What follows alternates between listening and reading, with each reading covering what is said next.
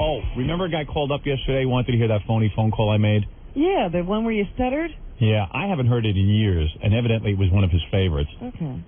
I have it on tape. I don't even remember if it's funny, for God's sakes.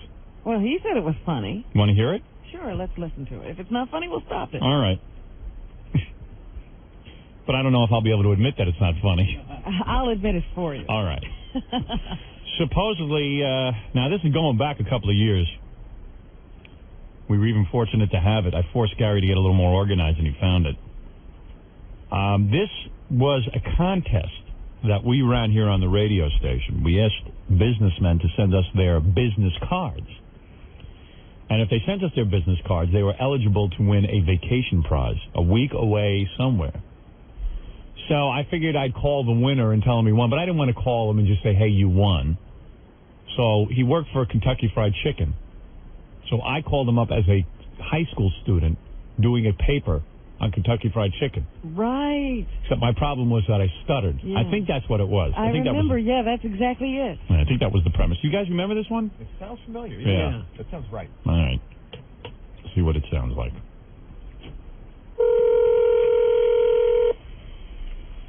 Hello. Hello, is Mark there? Yes, this is Mark. Mark, my name is Bobby Roxwell. I'm calling from Springfield High in Springfield. It's already funny. Bobby Roxwell. And you know what I do? I'm one of those guys who does a phony phone call. I never think of the name ahead of time. I know. It just comes out. This is Bobby Schmorz. Yeah, so that always gets me impressed. Bobby Roxwell. Yeah. So that's why the names are always so believable. Yeah, right. Bobby Roxwell. In regard to... I'm in high school. They told me to call. I'm doing a term paper on large business expansion. And you're the development coordinator. Yes, I am. Could I interview you for my school newspaper? For your school newspaper? I suppose. Because I would like to get a job someday working with your company. With Kentucky Fried Chicken? Yes. I'm not really interested in making any public statements. No. For my term paper. For a term paper. Because I would like to. What could I ask you to Where did you get my name from? From the personnel place. Which personnel place? The personnel department for Kentucky Fried Chicken. Kentucky Fried Chicken? Well, I'll certainly talk to you about it. I don't What does a development coordinator? I'm slowly driving this guy nuts. I know. Yeah, this is pretty good. He doesn't know how to get out of it. No, he doesn't. This is pre-John. Yeah, this is pre-John, so nobody even thought of us. This And guy. you're doing a good stutter. Thanks. Thank you. Some things I do well. I think I remember back at the time thinking it was such an exaggerated stutter, but now it now it doesn't seem like anything. Done. Yeah, it could have been worse. Yeah. Well, I'll certainly talk to you about it. I don't What does a development coordinator for KFC do? Well, what I do is I keep track of the real estate and construction activities. I'm in the real estate and construction department. And so you make buildings? Yeah, we build the stores. Do you like your? I like my job. Are you making fun of me? No. You don't choose the chickens, do you? No, I have nothing to do with that. Do you have a lot of free time on your job? No, I don't have any free time on my job. See, at this point, I'm trying to get him to, like, say, hey, who is this? Right. Yeah. Just right now, I'm, like, completely off the wall. Well, you must come on.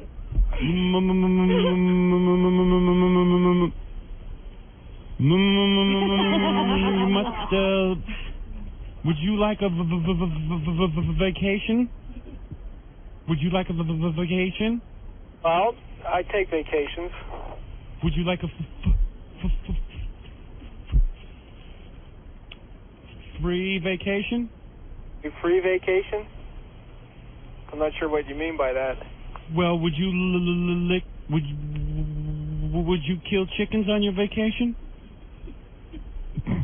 If you had a vacation?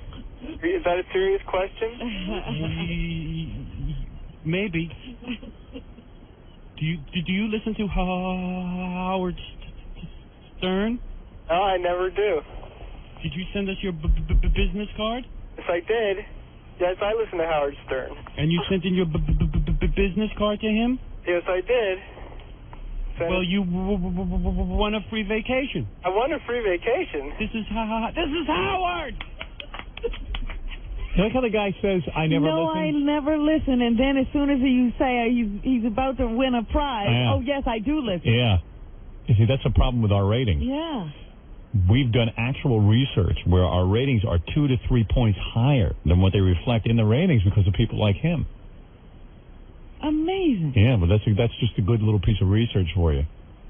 So if a rating company calls a guy like that, they go, do you listen to Howard Stern? No, I don't. No, I never listen. But the question's never even that direct. They say, what do you listen to on the radio? And of course they never say Howard Stern because they're embarrassed. There's no confrontation. Yeah, and that kills us. But his whole answer was, I never listen to Howard Stern. And that kills us, actually. Because,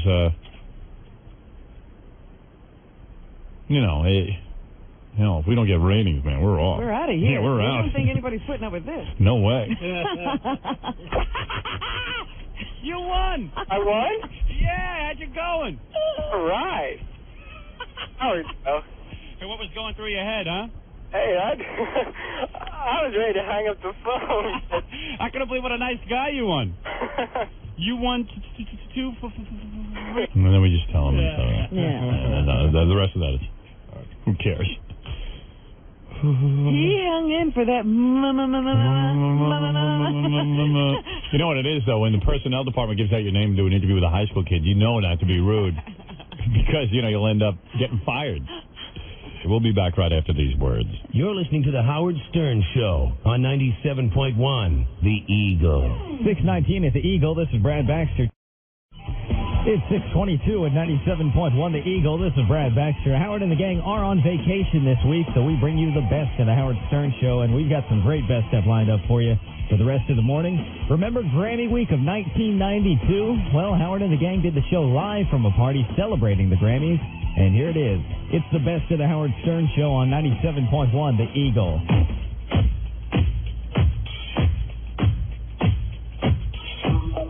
From the Polygram Grammy Party at the Rainbow Room, it's the Howard Stern Show with Robin Quivers, Jackie the Joke Man Martling, Baba Booey, Fred Norris, Stuttering John, and Scott the Engineer.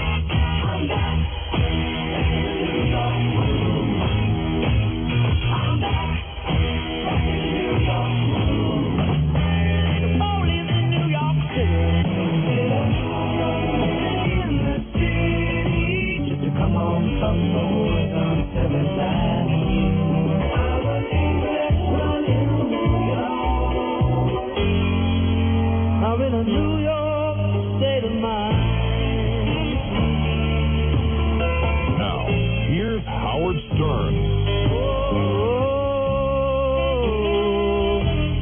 Yeah. Every year at the Grammys, we do something stupid. This may be the stupidest This of may all. be the stupidest thing we ever did. I knew not to do this. I knew it. I knew it this afternoon not to do it. 92.3 K-Rock, WYSP, WJFK. Now, let me tell you what's going on here. We are at the Rainbow Room. The Rainbow Room is high atop Rockefeller Center, 65th floor. And it's actually 11 o'clock at night, last night.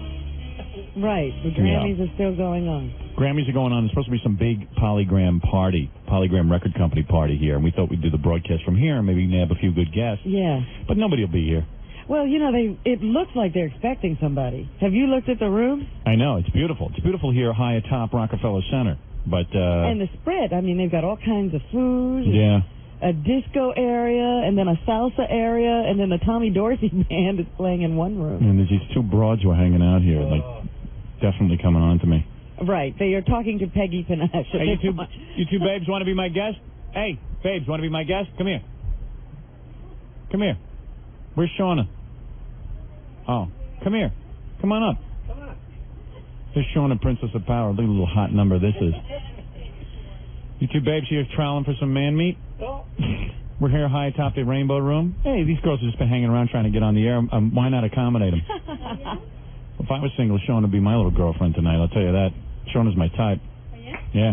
Why don't you put in some microphones, Scott, and stop staring at her breasts? I don't hear anything. Big dope.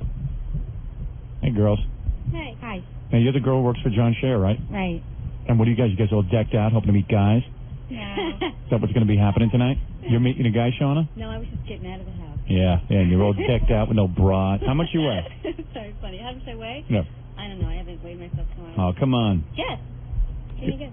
Who cares? I'm not going to play that game with you. You got little Kim Basinger lips, don't you? Like to get those lips working. You want me, too. It's obvious. We've just been hanging around this table like a horny wench. Right. Have you noticed? Have I noticed what? She's hanging around. She's been hanging around this table like a horny... Well, she was here when I came here. I don't know why she's here. Because she digs me, right? Why don't you admit it? Why don't you be honest about it? You dig me. You dig being around power. Can't lie. You're not my type, Howard. Yeah, both. If you're not throwing off feminine juices, I don't know who isn't. I'm sure you'd go home with me. I'll take it right back behind there and get you. Right there, sweetheart. You wouldn't know what hit you. Yeah, believe me, I could. Want to bet? Want to bet in 2 seconds you're moaning? Is this the way you get a girl? Yeah. Come here, I'll fiddle with you right here under the table. Fiddle around with you. What are you getting weak? Yeah. I'm not your type, not much. I'm getting bored. Oh, well, if you're bored, you can leave. We don't. If you're so bored, why are you hanging around the table? I was just waiting for my assignment. Yeah. Oh, what do you think? You're going to meet Sting tonight or something? I don't really care. Robin, who's supposed to be here tonight? Well, Gary's not here with the list, but I remember Amy Grant. I have her. Amy Grant's not going to come to this table and talk to us. Oh, here you go. Who else is on the list? Sting, Amy Grant. All right, girls, get out of here. I don't have time for this. Hey, you're from Polygram. I'm talking to Robin now. I'm from Polygram. Yeah, well, are you? I work for the big boss at Polygram. Who do you work for? Ellen Levy. Elon Levy. All the Jews run the Polygram records. Why is that? Yeah, why is it the Jews? Every time you talk about something in the media Scott, or in can you put on- entertainment, the boss is Jewish. Why can't Scott put on her microphone? Yeah, but she's talking and I don't hear her. Really? She's close enough. You hear that? Scott's the worst engineer in the world. That's why we have him. I don't know why I put up with him. Hey, there's Jane Lipsitz. Jane, your last name is Lipsitz? Yeah. See, her name is Lipschitz, but she's changed it to Lipsitz. Silent age. How do you spell that? Lipsitz? And that's originally how it was spelled? Lipsitz? Jane Lipsitz. That's funny. You could slip and have a terrible accident. Yeah, I got to be careful. Jane Lipschitz.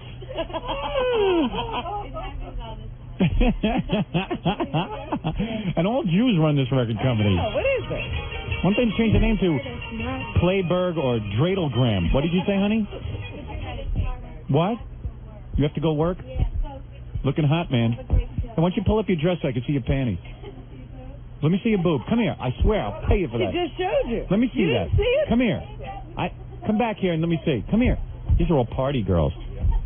I'm telling you, My man. goodness. I got to unload my wife. She just whipped it out. Saw the whole thing right there. You missed that? I was looking down. That was Shauna. She was right in your face. Hey, what about Jane Lipsitz? You want to show us anything?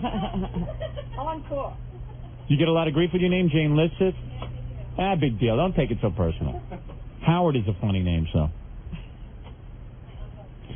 Jane Lipsitz checking in from Polygram. Who's going to be here tonight, and how are we going to get him over to this table? Here's the list. I think Aaron Neville is on the list. I knew it was going to be like this. Jimmy Jam and Terry Lewis. So far, we got Jane Lipsitz and her She's brother. a big name. Her brother Bob. Name. Her brother Bob Poop Pants. Is your Lipsitz? My ass talks. All right, Jane Lipsitz checking in. All right, let me do this. Let me take a break. And then I'll tell you who's going to be here. And then you know what we ought to do? We ought to go through some of the tapes that we got of the Grammys. We have some? Don't you have? Scott is balking at having to take things off video. What? Are we going to play it right from the video? video? You're going to be able to do it? Yeah, right from the video. All right. All right, fine. And Stuttering John's going to be here. He's interviewing celebrities at the Grammys. It's going to be a good show today, we think. We don't know. You have to hang in there with us, see what happens. And then, hey Fred, we didn't bring the tape of that. I'll check with you during the commercials. All right, we'll be back right after these words from high atop the Rainbow Room. A different show today. A different program right after these words. We'll return to the Howard Stern Grammy Party from the Rainbow Room after these messages. Brad Baxter, and you are listening to the best of the Howard Stern Show this morning, and now we have more with the 1992 Grammy Party. It's the best of Stern on 97.1 The Eagle. Welcome back to Howard Stern's Grammy Party, live from the Rainbow Room. Here's Howard Stern. What song is that? What? Starting to fly, Tom Petty. Sunny Flies? Starting to fly. Who can even hear anything in here? Learning to fly. Learning to Okay. Fly, Tom Petty. Now, is that a nominated song? No. Yes. No, it's not. That wasn't nominated. Certainly is on the rock. I thought he said it was Open My Fly. I don't even know.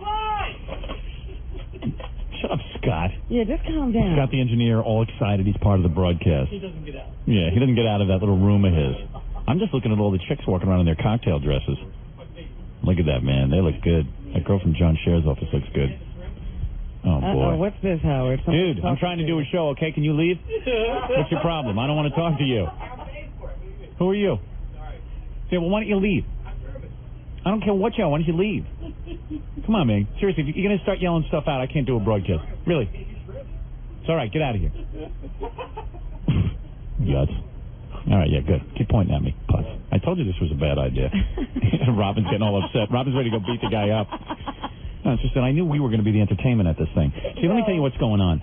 We're here one of the rooms. Yeah, we're here at the Rainbow Room because actually we decided to tape the show at midnight.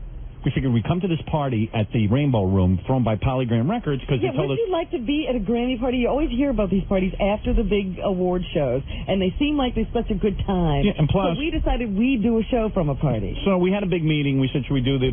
you know what? And I wanted to back out as of Tuesday. Yeah, we've been in and out of this a long time. Yesterday we had a big meeting, and I said, let's not do it. Let's not have the show because you know what's going to happen. We're going to get there. Nothing's going to be happening. No guests are going to show up. Sting isn't going to be there. Amy Grant will be there. She's a religious broad. She's not going to come on this show.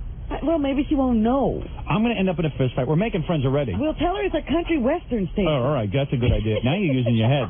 Good thing you're here. Robin's right, you guys. Why don't you think of that? We're going to tell Amy Grant we're a country western station, and I'm Hop Along Howie. All right? Hey, you know what we're going to end up doing tonight? We're going to end up begging people to come on the show that we normally reject. That's it. That's what it's going to be. And you know what? It may be as bad as talking to that guy who was just busting into the show. I'm going to have to beg that guy to come back in here.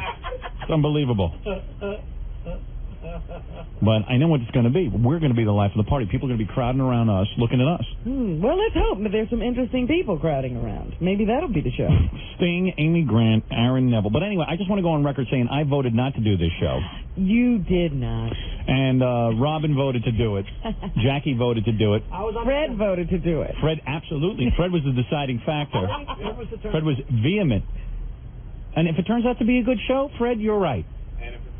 And if it's not, you're fired. I'll accept that. Jimmy Jam and Terry Lewis, who have always tried to get on my show, and I've always rejected them. Really? Yeah. I didn't know they had tried. Richie Sambora. Those two broads staring at me. I think they're looking at me. Two lesbians. What are you girls, lesbians? Kentucky Headhunters. Those are those hillbillies. Yeah, they make an appearance in New York once a year. Oleta Adams, Vanessa Williams. Oleta Adams. Oleta Adams? Yeah. Vanessa Williams. Were you watching the Grammys? Did you see Vanessa Williams? She's very beautiful. She gets prettier and prettier. Yeah, she's really pretty. And that dress today, I think she's close to taking her clothes off again. Yeah, and she gets whiter and whiter. She looks more and more like a white woman. And I don't think she's doing the same thing Michael Jackson is. I know. She's supposed to be the Black Miss America, but just never, I don't see it myself. I have seen her in movies where you don't know it's her and she's playing a white woman. Yeah. This is a weird place, the Rainbow Room. We're here at the Rainbow Room, and like all of the help here has to wear like monkey hats. They look like they're dressed from the Wizard of Oz. Remember the Wizard of Oz with the monkey? Yeah, man? with the little hats. The little hats. Every one of the help here is wearing monkey hats. So me and Jackie went out in the hall and said, "Hey girls, what are you dressed like the Wizard of Oz with monkey hats?" Oh, no. And then they were like flipping out on us. They really liked that, huh? Yeah, it was really good. Hey Jackie, why don't you take the mic, go out there and say, "Hey, where's your monkey hats?" To see what they say. He'll do it. He'll just go up and go oh-ee-oh. Oh-ee-oh. I just want to see if that microphone works anyway. And then I'll tell you some ratings and stuff. California, the ratings came out. Really? Just the monthlies, yeah, but we went up again. You're kidding. Yeah, but Mark and Brian were up too. Oh. Idiots. Weird how ratings are. Yeah, but you know, that happened in Philly. Those idiots went up. Hello. Is that working, Jackie? I don't know. Works in this room. Just walk up to one of the girls in the monkey hats and say to her... Am I in trouble yet? Yeah, you're good. Walk up to one of the girls in the monkey hats and say, "You look like a monkey." Could you sing that song for us? I'm looking for a monkey hat. All right, go ahead. Excuse me, ma'am? We just want to ask you if you enjoy wearing your monkey hat. It's okay, I guess. What is it supposed to be exactly? Is that a bellboy, or are you from the Wizard of Oz? Page uniform. Ask her, isn't she embarrassed dressing like a monkey? Don't you feel funny being dressed like a monkey? Would you do one thing for us? We're on the radio. Would you go, oh-ee-oh, whoa? Jackie working the crowd. Yeah, he's doing it. Oh-ee-oh. Come on, you're the monkey. You said you were the monkey. This is what we were doing out in the hall. And we were. And This is the first girl that said she was a monkey, Howard. Oh, yeah? Tell her she's a monkey. Oh-ee-oh. Tell her to do a monkey dance. The monkey dance. Tell her to do the monkey dance. They're getting mad at me out here. Just tell her to do the monkey dance. Hey, Where does she keep her tail? Yeah. Ask if there's a tail attached. I'm running into people I know. I got to come back. All right. Who do you know out there? There's no.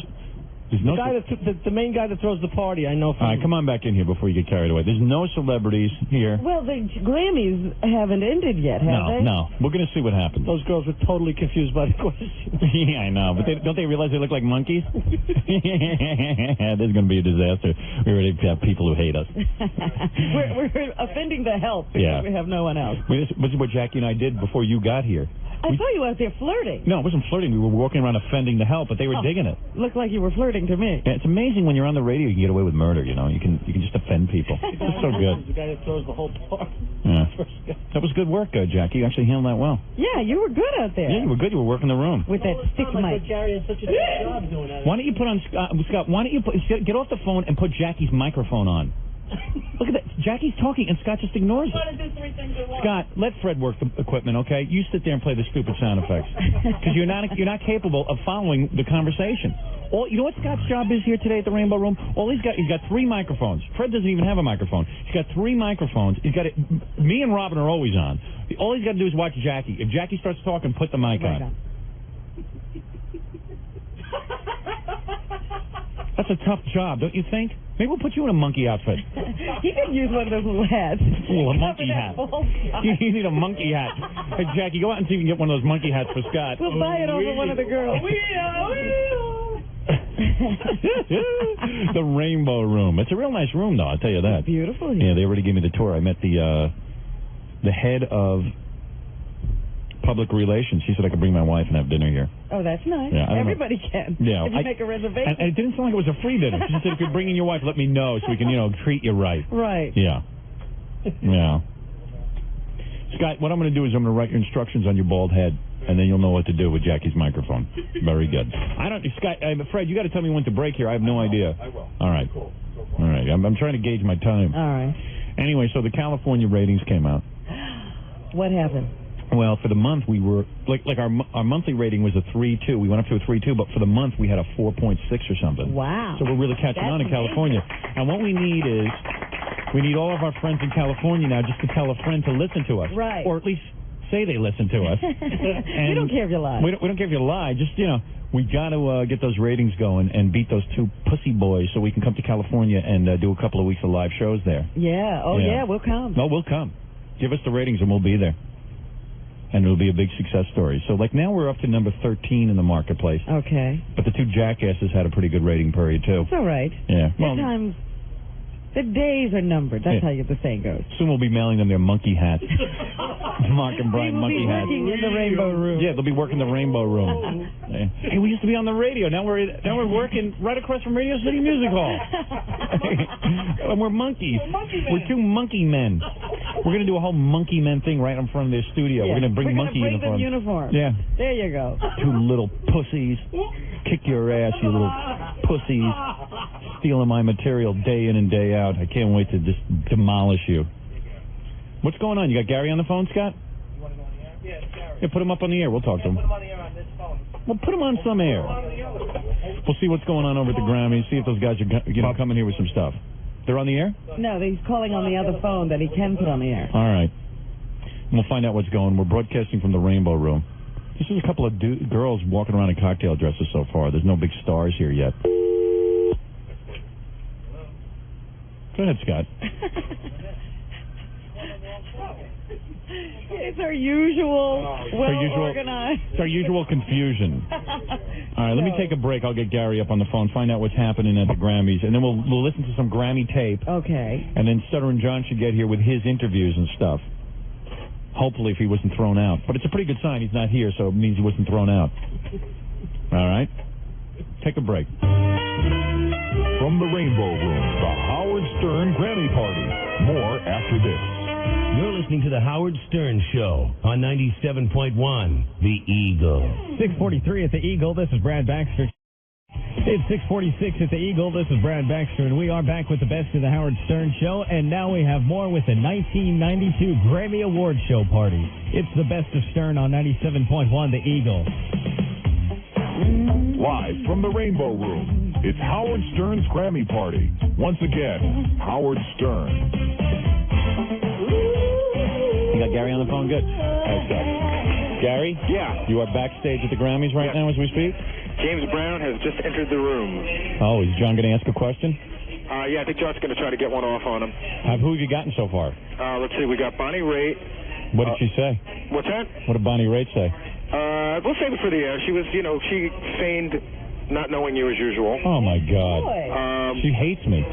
I was real happy when she won because all the people she was up against at the Grammys really suck. And I was kind of happy that she won, you know? Yeah, so was I. Got kind of elated. Yeah, but she hates my guts, man. John spoke to Willie Nelson.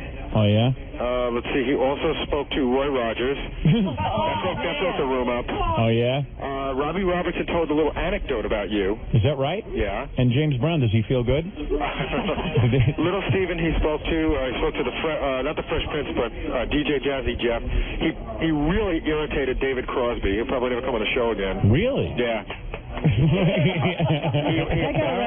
It's about time we finally got rid of him. He embarrassed the hell out of Patti LaBelle. The whole press room turned on us at that point. Really? Hey, they can't all be winners. What did he say? I won't get too into it, but let's just say it was a Mike Tyson rape question. Oh, really? And it was right after she dedicated her Grammy to her dead sister. Well, I mean, do you think that's a relevant question as a representative of the black community, Patti LaBelle? We have to go on. Her sister died. Yeah, I mean, her sister died. I mean, what are we supposed to? Are we supposed to be in mourning, all of us collectively? But John, I do have to say, rebounded nicely. He won the room over by cracking up Luther Vandross. Is that right? Yeah, and now James Brown. When John gets you, yesterday on the show we gave John an IQ test. Yes. And we figured out that he cheated. Really? We figured out that he had a phone in the office with him. He called a friend who gave him the answers. Are you kidding me? No, because when Ganji took the IQ test, John removed the telephone from the office. Made a very, very clear-cut move to that phone. Oh, yeah? Yeah, so what do you think? That's great. Yeah, well. We're going to test him again. Yeah, well, we're going to redo all so that. afraid. He says, I'm not taking another test. I'm not taking another test. Hey, they're serving a lot of... Hey, what are you guys eating? What do you got? What's that, your wife? Yeah. She looks nice. People just sitting around eating shrimp. I know. They're sitting there eating and looking at us. Is that fried shrimp or broiled? Fried or broiled? Cocktail shrimp? Hey, Scott, why don't you make yourself useful and go get us some shrimp? Looks like a guy back there is eating lobster. All right. Is there lobster, too? You mind bringing your plate over so we can just see what you got? Just for a second. Come on, bring it over. Don't be such a snob. Sitting here looking at us. We're entertaining you. Hey, you look cute. Nice body. Let me see what you got here. Oh, stop, Jack. Let me taste this. No, that's all right. What's that thing right there? That's a roll. That's a roll? Yeah. Let me have your roll. No, that's all right. I don't want your roll. Go ahead. Don't eat a roll. You're going to ruin your fine shape. Robin, you should have hocked a Louie into her plate. Spit in the white woman's food. Remember we were talking about that? You said that you thought that was a good idea? I never said that. You know what? You twist my words. I said I can understand it. I didn't say it was appropriate. Spit right in her food. Are you feeling angry? Like you haven't ever spit in somebody's food. We're broadcasting from the Rainbow Room. We're up here. Now, slated to come on the show this morning is Sting, Amy Grant, Aaron Neville, the guy with the giant berry. What is that? It's a berry.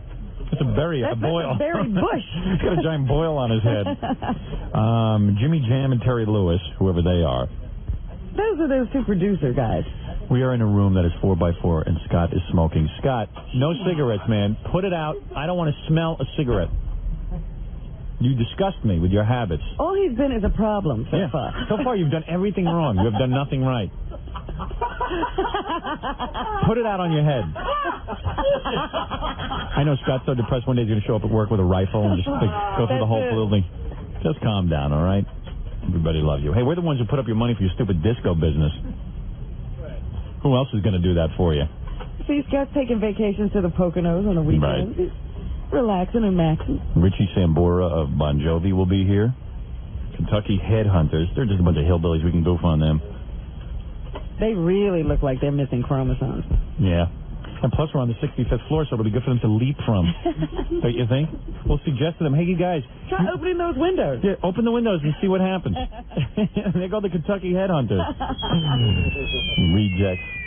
Haven't we rejected them from the show? We actually rejected them from the show. A couple of times. And now here we are in the middle of the night broadcasting. We're hoping they come. Hey, thanks. Hey, who are you? Compliments to Mr. Sambora? Is Richie here? Come here. I think he's making it. Everybody's making. Who are you? Who are you? Seriously. Jeff Newman. What? Jeff Newman. I work for Mercury. Oh, you're Mercury Records. Thanks. I thought you were a waiter. You didn't spit in our food or anything, did you? That was Mercury. Thanks, Jeff. Who's hot on Mercury Records? Vanessa Williams? She looks good, Vanessa Williams. Her videos look good. I'd like to eat her up. Tears for Fears will be here. Tears for Fears? I thought they broke up.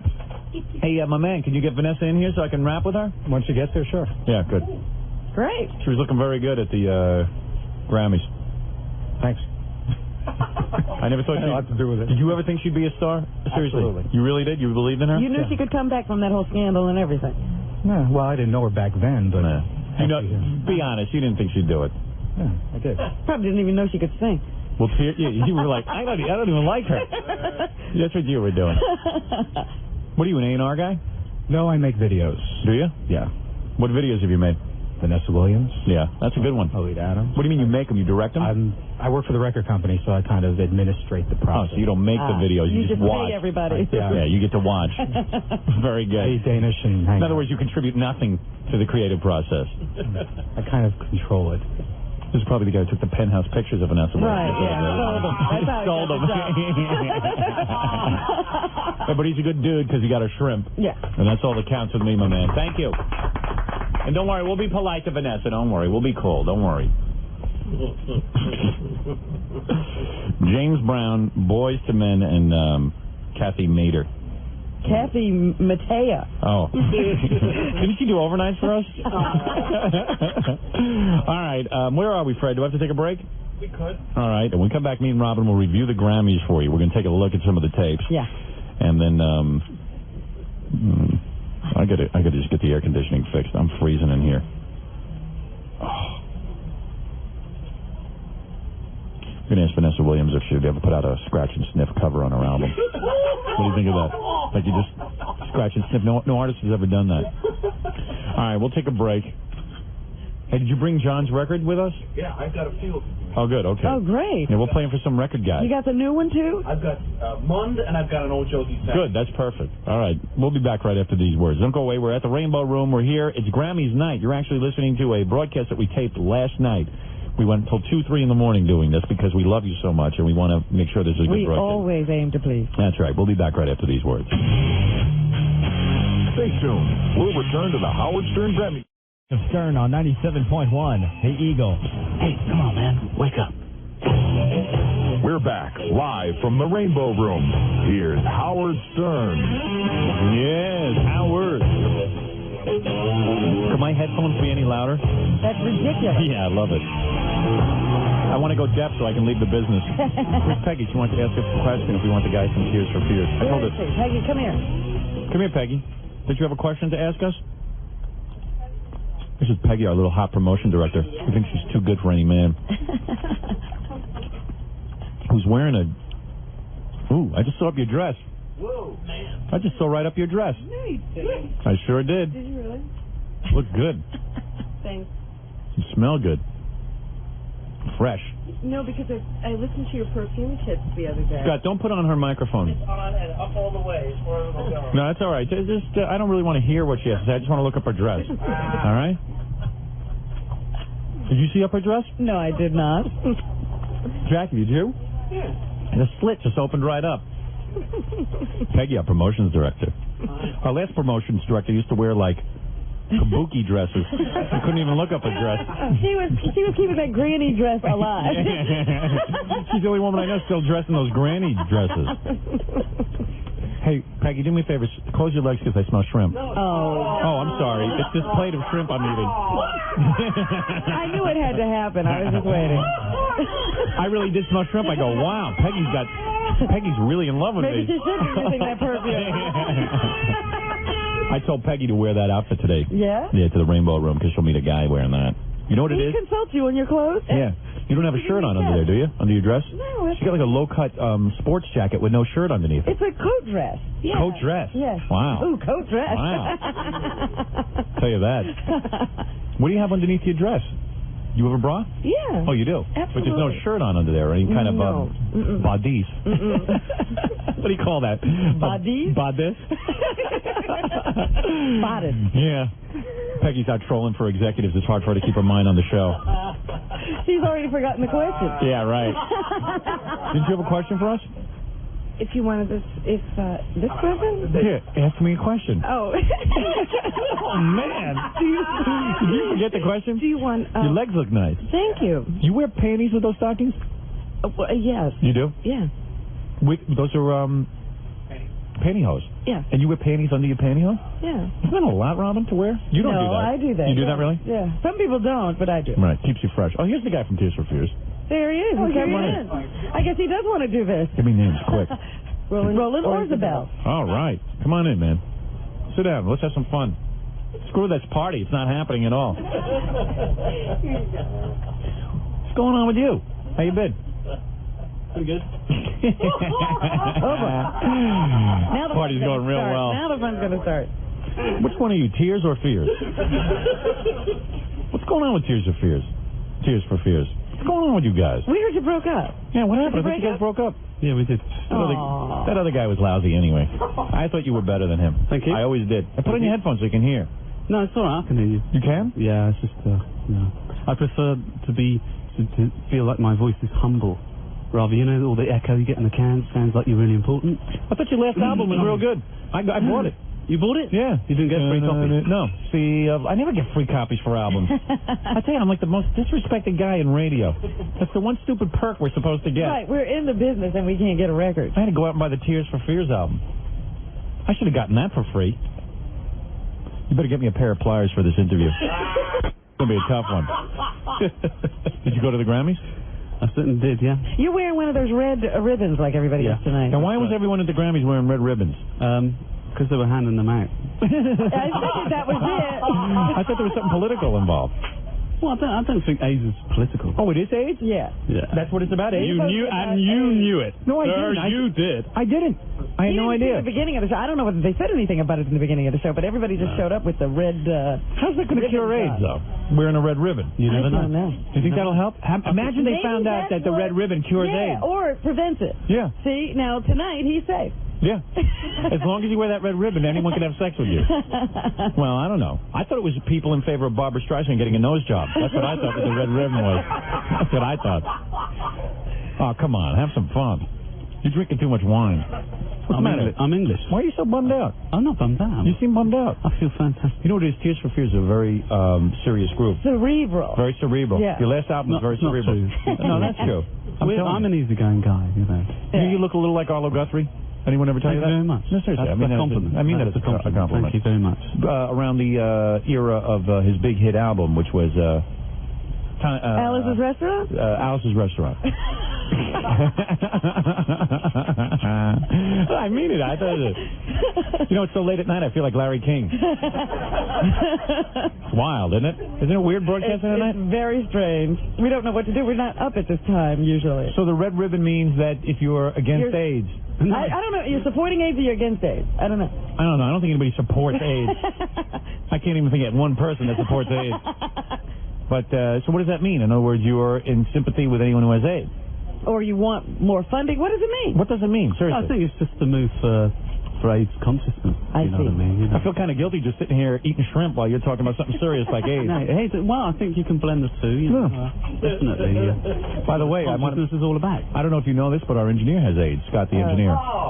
So he looks horrible. I know. We just told him out of a hospital. We keep it working anyway. Yeah, we believe in hiring people with AIDS, which is something that most shows don't do. They shun people with AIDS. And Scott, how you doing over there? You okay? I'm going to make it, I think. Good. He's too weak to turn on your microphone. So we...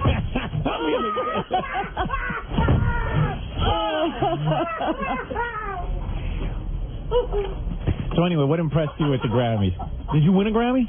No, I wasn't nominated. Nominated for anything? No, I went because supporting Olita Adams. Oh, yeah? Oh, that's right. She used to be your backup singer. Oh, no, she never was a backup singer. But she does say that you discovered her. Well, yeah, I heard her singing in a hotel bar in Kansas. Why did I never hear of Olita Adams? I never heard her song. She used to sing on their album. Yeah, but I never heard of her. I never heard her sing her own She just song. had her first album this year, right? Wasn't that her first one? Yeah, it was Circle of Big. One. I never heard it. I never heard that song, and I hear all of it. I bought that one. Really? Yeah. No, It's good? good, very good, yeah. Well, I never heard it.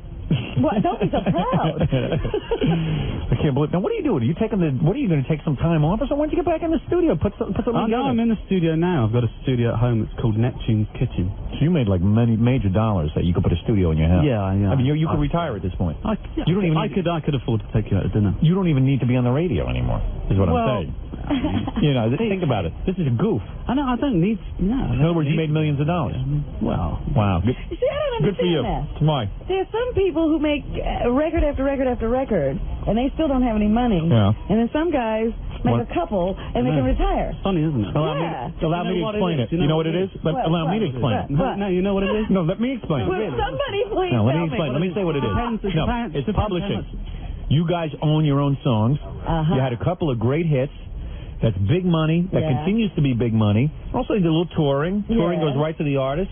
Right, and Tears for Fears never put on some kind of flashy jive show. They just, did the show. I like that. We've never made money. So you guys kept things bare bones, right? That's all, and that's how you make money. It depends on how much Capricorn you got on the chart. And plus, you dumped that other loser, and now you got all the money for yourself. You didn't give him any of the money, did you?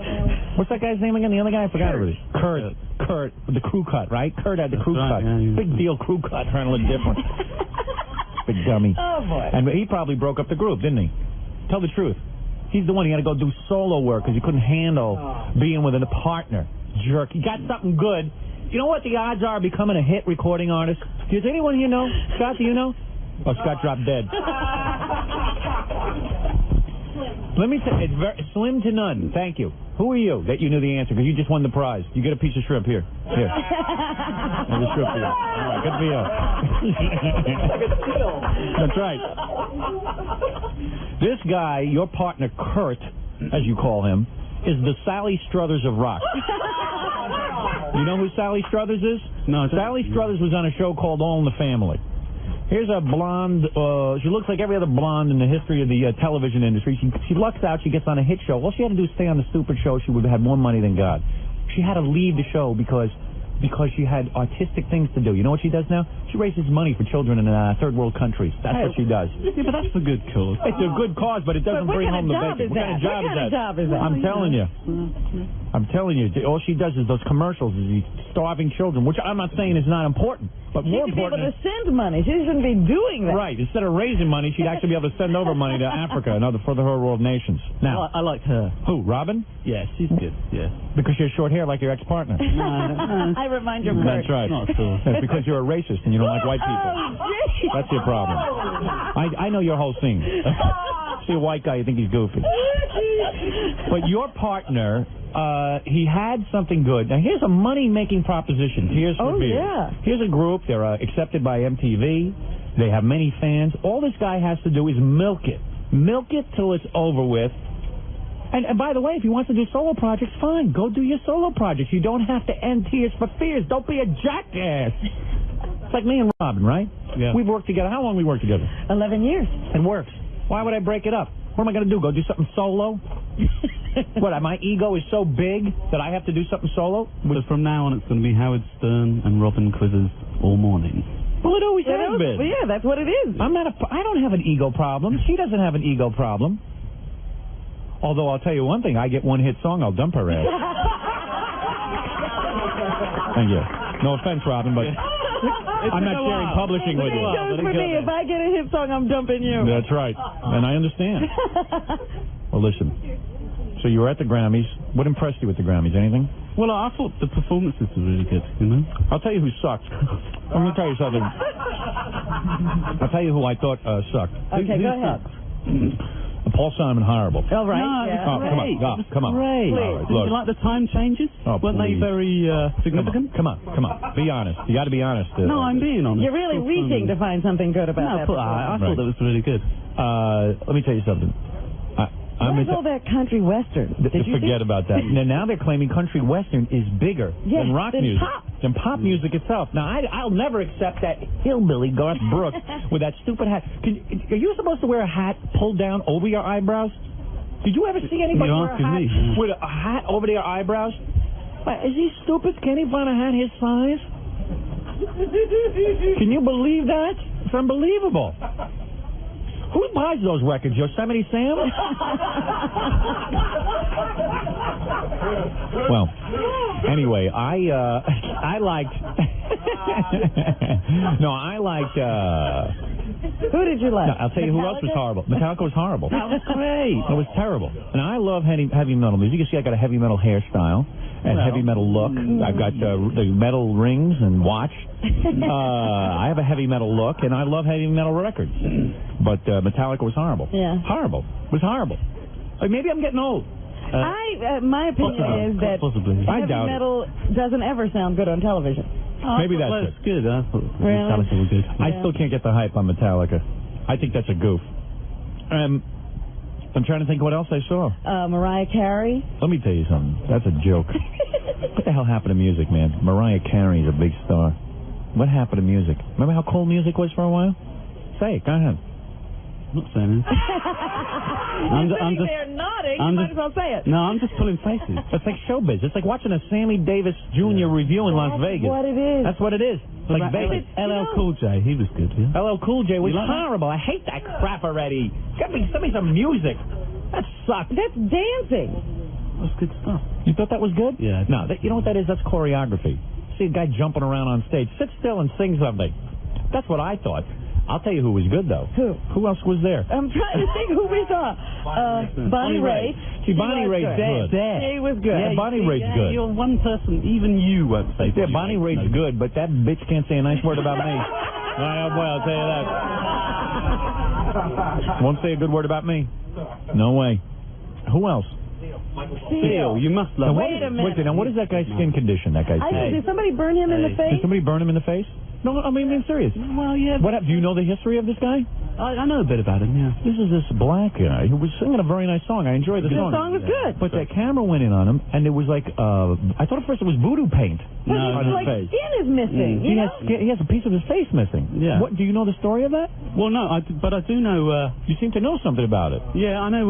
what happened to him? Try asking that question. Why, would he punch me or something? No, not like that, but he's very adept at answering it. Well, what is it? Tell me. You won't tell us. Let me see a picture of it. No. Scott's showing me a picture of it. What happened? Did he get burned as a child or something? I'm being serious. Even his nose. Oh, dear. Oh, my. What is that? I have never seen anything like that. It's like a his face has an echo. I'm serious. What is that? Listen, I have many deformities myself. So hurt. Now, I will say, someone told me... That does go before you. Right. Someone told you what? That he claims he saw a vision of God, He's full and he crap. woke up with those marks on his face? No, that's a lie. That's what I heard. Yeah. I reckon you made that up. What's your story? You married? Me? Yeah. Yeah, I'm married. That's the way you're carrying on with Robin there. I thought you were attracted. Well, you know what it's like. I mean, being a Leo. What do you got, a model wife? I've got a wife. Was she a model? Was she formerly a model? No, she's not. She paints pictures. When'd you meet her? On the Tears for Fears tour? No, I've known her since the age of 14. Really? Yeah. You're a down-to-earth guy. I dig that. Yeah, pretty down-to-earth, yeah. Well, anyway, listen, I want to thank you for stopping by. I don't want to hold you up. I know you're Now you can go have a good time. Look, I'm having a good time. It's hard to tell if you're having a good time. I don't know. It's easy being on this side of the. It's easy being on this side of the table. I mean, you got a lot of energy. And that's right. Good luck to you, sir. Well, thank you. Yeah. And it's good. It's always good seeing you. Well, yeah, right. I mean, it is. It was very good. There may be a next time. All right. Thanks. Thanks for coming by. 92.3 K-Rock. Better luck in 96 at the. All right. What's that guy's name again? Roland Orzabal. Roland Orzabal. Take it easy, Roland. I'll see you. Keep on rolling, Roland. Come see us later, because I think he's the only star here. We're the biggest stars in the room. Hey, that guy had it all. That Tears for Fears. They were hot for a while. Yeah. And his dopey partner books out on him. A jackass. I'm gonna give him a swift kick in the pants. Well, where's his solo project? I haven't heard anything. I don't know if he has a solo project. I don't know what's going on there. I don't know. These guys get a bug up their ass and they split up. Yeah, as soon as they make money, they can't stand each other. All right, when we come back, let's review some of the Grammy stuff, because Gary and John are going to be here any second with all kinds of stupid tapes, and then some other celebrities and junk. Hey, Peggy, come here. Whenever you want to ask us about who should be on the show, like a celebrity or something, always ask us on the air. Oh, you got it. Yeah, we do everything on the air. Never even talk to me off the air. All right, very good. 92.3 K-Rock, WISP, WJFK. We'll be back right after these words. The Howard Stern Grammy Party will return after this. Don't go. Oh, thank you. Thank you, Robin. Let's see what I wrote down here. Let's see. Bonnie Raitt, Whoopi Goldberg, having a hard time reading off the teleprompter. And those jokes, they weren't delivered very well, were No, they? she's not a stand-up comedian. That's the problem. They hired her because she's a stand-up comedian, but they think she's a stand-up comedian, but she's not. That's not her bag, hosting a show. They're thinking, hey, Billy Crystal does it well. Maybe right, she'll and do it well. even on Entertainment Tonight, they had the guy who was like writing for her. Oh, is that right? While he's, and he was talking about how, it's just great off the cuff stuff, Yeah. But it's not Billy Crystal Yeah. throwing out those lines. It's going real well. It really matters who's delivering those lines. Yeah. See, Billy Crystal, when he does the Academy Awards, has Robert Wool writing for him on the side, which is kind of cool because Billy Crystal could deliver a line. Sure. Whoopi can read a line for a movie. Who cares? She's happy to have a job. So, Scott, what's that music? Is that the music from the Grammys? I don't hear anything. You're hearing things? I don't hear anything over here. Hey, what are some of the songs that were nominated? Give us some of the songs. As long as we're here at a Grammys party. Try to listen right here. Well, don't you have a bunch of songs on CD? Oh, yeah, sure. Yeah. You don't even know what you have. Here, Robin, here's the song. Okay. Just listen to a little bit. Nominated song? I thought Ringo Starr looked like a mental patient, too, at the Grammys, by the way. That's one of them. Oh, yeah. Over and over again, they play that. And that's made its way into every TV commercial, too. Chevy Nova's here now. It's everything. Dental cream is here now. Hemorrhoid cream is here now. Everything is that. New York Health and Racket Club. Home Improvement Show. You can use a tampon. Every friggin' commercial has that same stupid riff. All right, get rid of that. I can't handle that. Same thing over and over again. You can use your tampon. Dog food's really good now. It was a good idea at the beginning, but this is ridiculous. Yeah, right. It's enough. One commercial maybe tops two. All right, what else? Hey, look at that blonde coming in the room. Yeah, I'd like to nail her. Yeah, but she's with some good-looking guy. Hey, come here, honey. Well, Take they a look must at be you real somebody, close. right? Yeah, come here. That guy's got rock and roll hair. Yeah, there's a guy. When I see a guy with rock and roll hair and a good-looking girlfriend, he must be having a pretty important job. What's a little honey like you doing here? Come here. Don't be frightened. It's Howie. What? I'm your hugest fan. Really? Really? Yeah. Who's your little rock and roll boyfriend over there? You don't know? No, who is He's that? not my boyfriend. Who is that guy? Who is that guy? He just sat down. Come here. Oh, yeah. He's a VJ on MTV. Oh, yeah, I've seen you on MTV. Yeah. Yeah, I've seen a lot of the new VJs on it. How you doing, dude? What do you think? That's your girl? No, but I wouldn't mind. We're Yeah. very good friends. Yeah, well, I'm pretty Really sure you'll good end up in the sack with her. You're a good-looking guy. You ever seen that guy on MTV? I don't recognize you. I do. What's your name, man? I'm Steve. How's it going? Steve. Everyone just uses their first name now on MTV. Is that right? Yeah, Is hi, that I'm the new Steve. thing? Hey, I'm Steve. How's it going, guys? Yeah. You want my advice? MTV goes through VJs like wildfire. Use your last name and get your name known out there. That's my advice, Steve. Okay, Isaac. Steve Isaacs. What are you, one of the MTV girls? Me? Yeah. No, please. I have a brain. Do you ever dance on that MTV show? Club MTV? Not. What are you doing with this guy? No, I work at a record label. Oh, what do you do? Promotion. You're a big fan of mine, huh? Actually, you were promoting one of our records. You don't even realize it. What record? You know that song, I'm Too Sexy? Yeah, Your new favorite song? I'm too sexy for my hair. Have you ever seen that? Yeah, oh yeah, I saw the video finally. Yeah. That's the label I work for. You know, you look like that nude girl on the cover of the Blind Faith album. Remember that? Remember that, Robin? No. Come on. I never remember the nude girl. I don't know if I was born yet, Howard. Oh, how old are you? How old are you, about 20? No. But thanks. 24. Jesus, you little young bitches. Man, I love it. I'm sorry, I get all I'm sexed sorry, up. what was that? You look good. You look Thank real you. good. So do you. I like to eat you up. What are you wearing? You wearing some panties under there or what? And what are you doing with this guy? Really, what's going on? He's a friend of mine. Yeah, good looking guy. Did you ask him to the Grammys or did he ask you? Actually, we're not here together. We just sort of met up 2 minutes ago. Cheap. They only gave me one ticket, so I kind of just slummed it alone, you know. Steve, dude, what do you dye your hair black? Yeah. No, I did that. I tried that. I didn't look too good doing it. You're a natural blonde? Come a little closer. Yeah. I want to look at you. Come here. Okay. I want to take a look at your breasts. Come here. Come a little I closer. don't know if you can see them. Boy, I tell you something. If I wasn't married, I'd be meeting you after the show tonight. Yeah? You're damn right I Well, would. thank you. I'd lick you up. And, I think I take that as a compliment. yeah? Yeah. You ever been with a guy? Have I ever been with a guy? Yeah. In what way? Ever been with an older man like me, 38 years old? 34. Really? Yeah, sure. Yeah, he turned you on? Sure. Did you know what he was doing? Huh? Did he give it to you? I don't know, Howard. What can you do? You know what I do? I play the part of Ricky. You're Lucy. And then that's what happens. And then we have little Ricky. Well, Babaloo. You are spunky. What do you wear? Do you ever wear a thong bathing suit? No. You don't go with that? No. Prude. That's not my scene. Yeah, well, we'll do Ricky and Lucy later. I'm gonna bang your head. I'm not You know, proud I'm of gonna my play Babaloo on her head. I'm gonna okay. bang your head like a bongo, like a freaking bongo. You're very hot. I'm glad you're my biggest fan. Thanks. Ever kiss your father on the mouth? Oh, stop it. You're looking hot, man. I swear. I lick you up. I lick you. I teach Thanks, you. Howard. I teach you something. I teach you a few new tricks. Sure. Write them down. You're barking on the And floor. I'll use them. And watch that guy from MTV. I've seen you, man. Cool. Yeah, I watch you. I watch MTV a lot. I've seen Steve. He's like the new little heartthrob. I'll have to start looking again. I didn't know they had new people. They've got some weird things going on over MTV. Turnover. That dude we knew from NBC, Norris. What's his name again?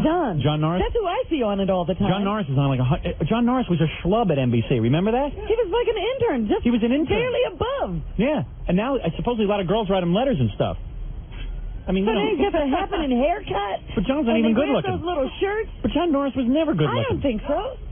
Steve dude is better looking. Hey, what happened to Adam Curry? Is he gone? He's history. Yeah. Not as Z100. Yeah, well, he looks like a girl. Yeah. His problem. He's nothing. He's very It's feminine. there. He's very effeminate.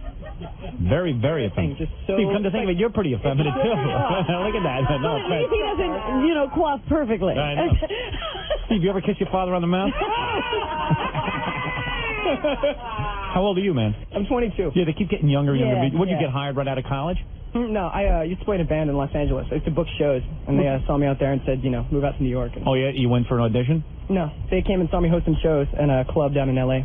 Who saw you there? What's the guy? A woman named Lisa Berger. She picked the comedians for the Oh, comedy is that hour. right? Oh, good for you, man. Cool.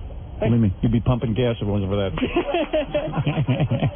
I've seen Steve on there. Hey, nice to meet you. All right, man. Yeah. That's cool with the black hair, man. Oh, you want to come over here? Come on, want to give me a little kiss? Want to give me a kiss? Come on, right on the lips. I'll kiss you. I'm not going to kiss your hand. No, I'll kiss you on the cheek. Come here. Oh, here he goes. Hey, I was going to give you a good time. Go ahead, baby. Shake it. I'll see you. All right. Nice to meet you. Think I came on too strong with her? Robin, we have to review some Grammy tapes next. I got to take a break, though. Well, so far, let's review who we've met here at the Rainbow Room. We've gone extraordinarily out of our way to come up here and broadcast the show. It's midnight. We're completely exhausted. But we met one Tear for Fear. We met a tear. Yeah. And a guy from MTV no one knows, and some girl. That was it. Julie, some girl. Tune in tomorrow. Julie is on the show. Yeah, Julie on our program. Very good. Well, I knew it would be big. All right. There she is. Very beautiful Julie. With the stripper dress up. What am I listening to? Yeah, what is that? What? Oh, that's Gary on the phone? Oh. Yeah, I'm here, boss. Look at Gary wrecking the show from 2 blocks away, guys. Baba Booey. Unbelievable. Baba Booey. Gary, Baba what are you doing? Okay, I just called to tell you we'll be over in about 15 minutes. So why don't you guys... John is just about to get a question off on REM, and then we're going to talk to Whoopi Goldberg and Natalie Cole, who just swept the award. She got Record Song and Album of the Year. Wow. And that song sucks. Yeah. But the big news is... old. Yeah. The big news is that John got a question off on Barbara Streisand. Yeah. Really? I won't give it away. I will tell you that it did involve the word penis. Uh-oh. Oh, I can't wait. Did she freak? No, she sort of dug him. Really? In a strange sort of I have to get out of here way. So we have some interesting tapes to listen to when you guys get He here. also got a question off on James Brown, who, do you know James Brown is currently traveling with Al Sharpton? Yeah, I know. That's weird because Al Sharpton is running for Senate. Right. So James Brown and him have teamed up. Well, I know when Al was in Haiti, James was on the phone with him all the time. Yeah, that's right. It's very important to be in touch with James Brown They at all are times. never far away from each other. Yeah, in case you need advice. So, hey, you know what? You guys ought to hurry back here with the tapes. We just have he's going to talk to REM. 2 more people. We'll be over in 10 minutes. Well, I'm telling you, we are getting so many filthy looks from the people in this room. Yeah, well, get them on tape, too. Okay. Get everybody you possibly can All on right. tape and get over here. Okay, bye, boss. All right, very good. Because we need Gary to run around like a retard for us and find guests. Baba Booey. Gary will actually find out who's here. Yeah. He's good at that. Yeah, we really don't have anybody to do that. Peggy's not doing too well. Hey, Peggy, who's here? What are you doing, anyway? Come here. What are you up to? Wait, what is that? No one can figure out to get up to the microphone and talk. What? This is a weird setup. Yeah, this is We have the microphone set up so that when the girls sit down, we get to look up their dresses. You cannot get into that chair without it. plan is. What were you saying? Oh, that was his idea. So why don't you go around and see who's here? Besides Jane Lipsitz. No, we have good old Jane out there. Yeah. We have Debbie out Hey, there. go find out who's We have out John there. Out there. Yeah, go ahead. Fine, I'll go now. Yeah, go ahead. Go look around, see what's going on. You know, scope things out. So far, I've interviewed a blonde-haired girl and one Tear for Fear. I should go mingle. Well, that was the idea of being here. I'm too lazy to get up, though, at this point. Maybe when some more celebrities get here, you know what I mean? All right, when the party starts jumping. Yeah, plus, I don't know if I'm dressed. Everyone here is wearing a tuxedo, and It's very formal. and I'm wearing sweatpants and a shirt that I've had on for 3 days. I didn't want to say anything. You know what happened? But I thought I'd been seeing an awful lot of that shirt. I know. I admit it. And I thought maybe you had a lot of them. You know, I said to myself, I started getting dressed for the, because we're here at the Rainbow Room, and I said, we're probably going to get home 2, 3 in the morning. This way I can roll right into bed in my sweatpants. Oh, so you're in your pajamas. Yeah, these are my PJs. And in fact, I even brushed my teeth already, so I'm all set. Oh, there's another good-looking girl. I think she's from MTV, too. I'm not, I'm going to ignore her. Really? Yeah, I'm just sick of every good-looking girl just parades herself in because they front of came me. to be on the show now. They're bringing her back so she can be on the show, too. It's really weird. Every good-looking girl just stands there and waits for me to notice them. Yes. I notice easy. you. You're easy. I notice you. You. Yeah, I'm noticing you. It's working. Yeah. I notice. What are you, MTV also? You're on the air? VJ? Looking for a little exposure, huh? Who are you? Who are you? My name's Duff. I'm primetime VJ. Duff? Yeah. Like Duff from Guns N' Roses, Duff? It's a popular name all of a sudden. Yeah. Yeah. Yeah, I think I've seen you on there. No, you've seen me a lot. You don't play coy with me. You've seen it a lot, right? I think I've seen you, but I always think you're the other Spanish one. No, really? Yeah, you're Spanish, and then there used to be another I Spanish can't hear you. girl. I'm going to come over. Yeah, come on over. Pardon? I knew. You see, they're smart. They all. I can't hear you. You couldn't resist. I thought you were Let me soak you in. Because whoever's doing the hiring over at MTV is doing a good job. Boy, I swear to God, I'd teach you a little lesson. Is that right? Those legs would be way up in the air. I'm new at this. I've never even had a Spanish broad. I'm Irish. No, you're not. I'm as Irish as the Ace of Spades. But yeah, my name's Duff. But you sound Spanish. Me? Yeah, I thought you were Spanish. No, I'm from New York, so maybe I... Yeah, I'm Puerto Rican. I never had a Puerto Rican. Black Irish is what it is. Is that really? You're half black? No, that's not what she meant. Black Irish is during the 1600s. The Spanish Armada swooped up the Gaelic coast, and then so like. And Duff is your real name? Yeah. Yeah, you're hot looking. You know, you're a girl. You should call yourself Muff. Nah, easy. What did you think?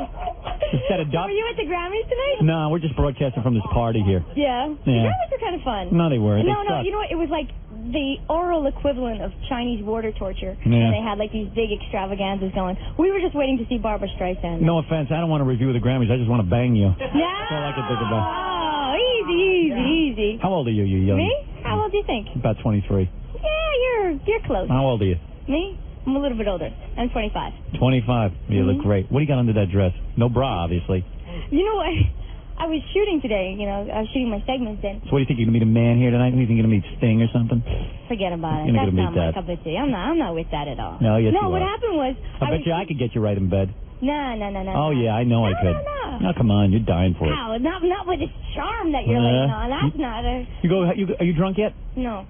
You go have a few drinks just so you'll warm me. That'll loosen you right up. Yeah. Well, believe it me. was nice talking with you. Very nice I'll talking get a to you. break. All right, see you. Congratulations to you on your MTV. Oh, you got a little red ribbon on. That means you were at the Grammys. Yeah, you were against AIDS, huh? Mm-hmm. Take care. I could have been a presenter. You should have. I didn't want it. I turned it down. Really? Yeah. It was like so dull and all these geezers up there. Yeah, old geezers. That's Yeah. Unforgettable. Wins the best record of the year, written by a Could 100 you year. believe that? We booed like mad. Yeah. We were completely hooting it up. Anyway, I'm out of here. Bye-bye. Yeah, I want to see who you go to bed with tonight. No. Who hired you over at MTV? Who did? I guess the big cheese. Some guy, right? No. There was a committee. Yeah, committee. Where'd he find you? How'd you get on there? I'm a social worker. How'd you get on there? Well, Would you meet some guy in a bar? you know what? What? I was a social worker, and then about 2 years ago, this guy came up to me, and he's like, you should be a model, right? And I'm like, my standard answer, which is like, no way, Actually, I didn't say that. It's like, piss off. I didn't just fall off the turnip truck. And it turned out to be Richard Avedon. And so I wound up doing modeling and doing film, and I was like, damn, I don't want to move to L.A., so I made a tape of me being a VJ, and I sent it into MTV, and then I got the job. So that's how I got it. Look at that. Why did you go like Jesus? It's unbelievable. You didn't do anything for it. You're just walking around. No. I was working. Yeah? Yeah. Well, my prediction by 1 o'clock, your legs will be up in the air in the ladies' room. Forget about it. Yeah, we'll see see. ya. All right, Nice take it easy. speaking with you. Bye-bye. Nice speaking to you. Every week they change the VJs. Yeah, That's I the new don't thing. recognize any of these people. I recognize Steve, that guy. The guy with the... I didn't recognize her, to tell you the truth. Duff. Don't you think that name... Time. I thought that was Martha Quinn.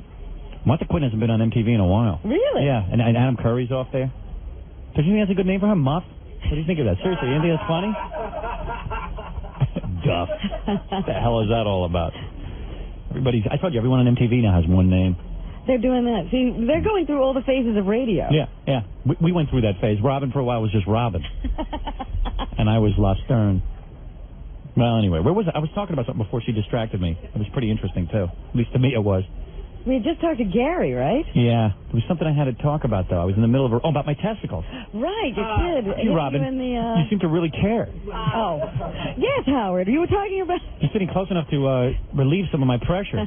No, what happened was I got this epididymitis that I'm trying to figure. I think I figured I don't even think that's a real name for a disease. And you know what? I'm taking an antibiotic for it because my testicle... What antibiotic are you taking? I don't know. It's a blue pill. I don't know what it is. It's some new... Ampicillin? Something like that. Penicillin? I don't know what it was. But what happened was my right testicle just started hurting. Yeah.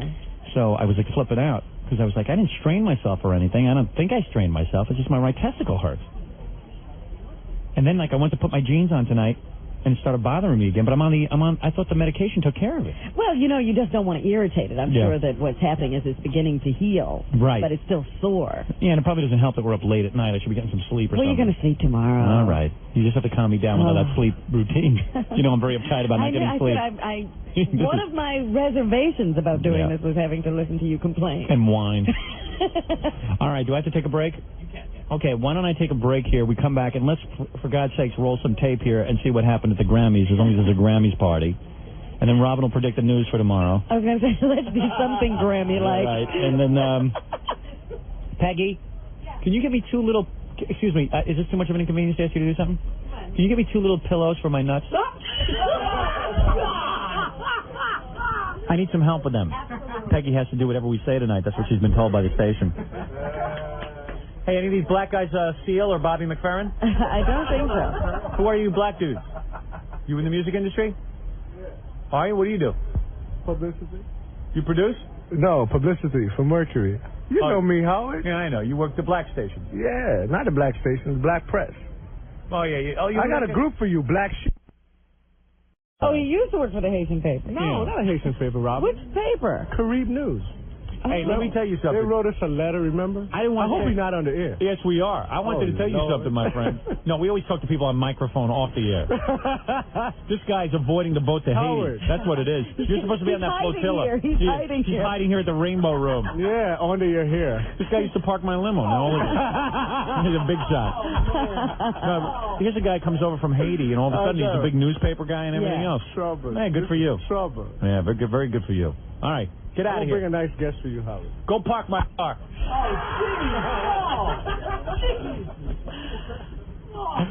All right.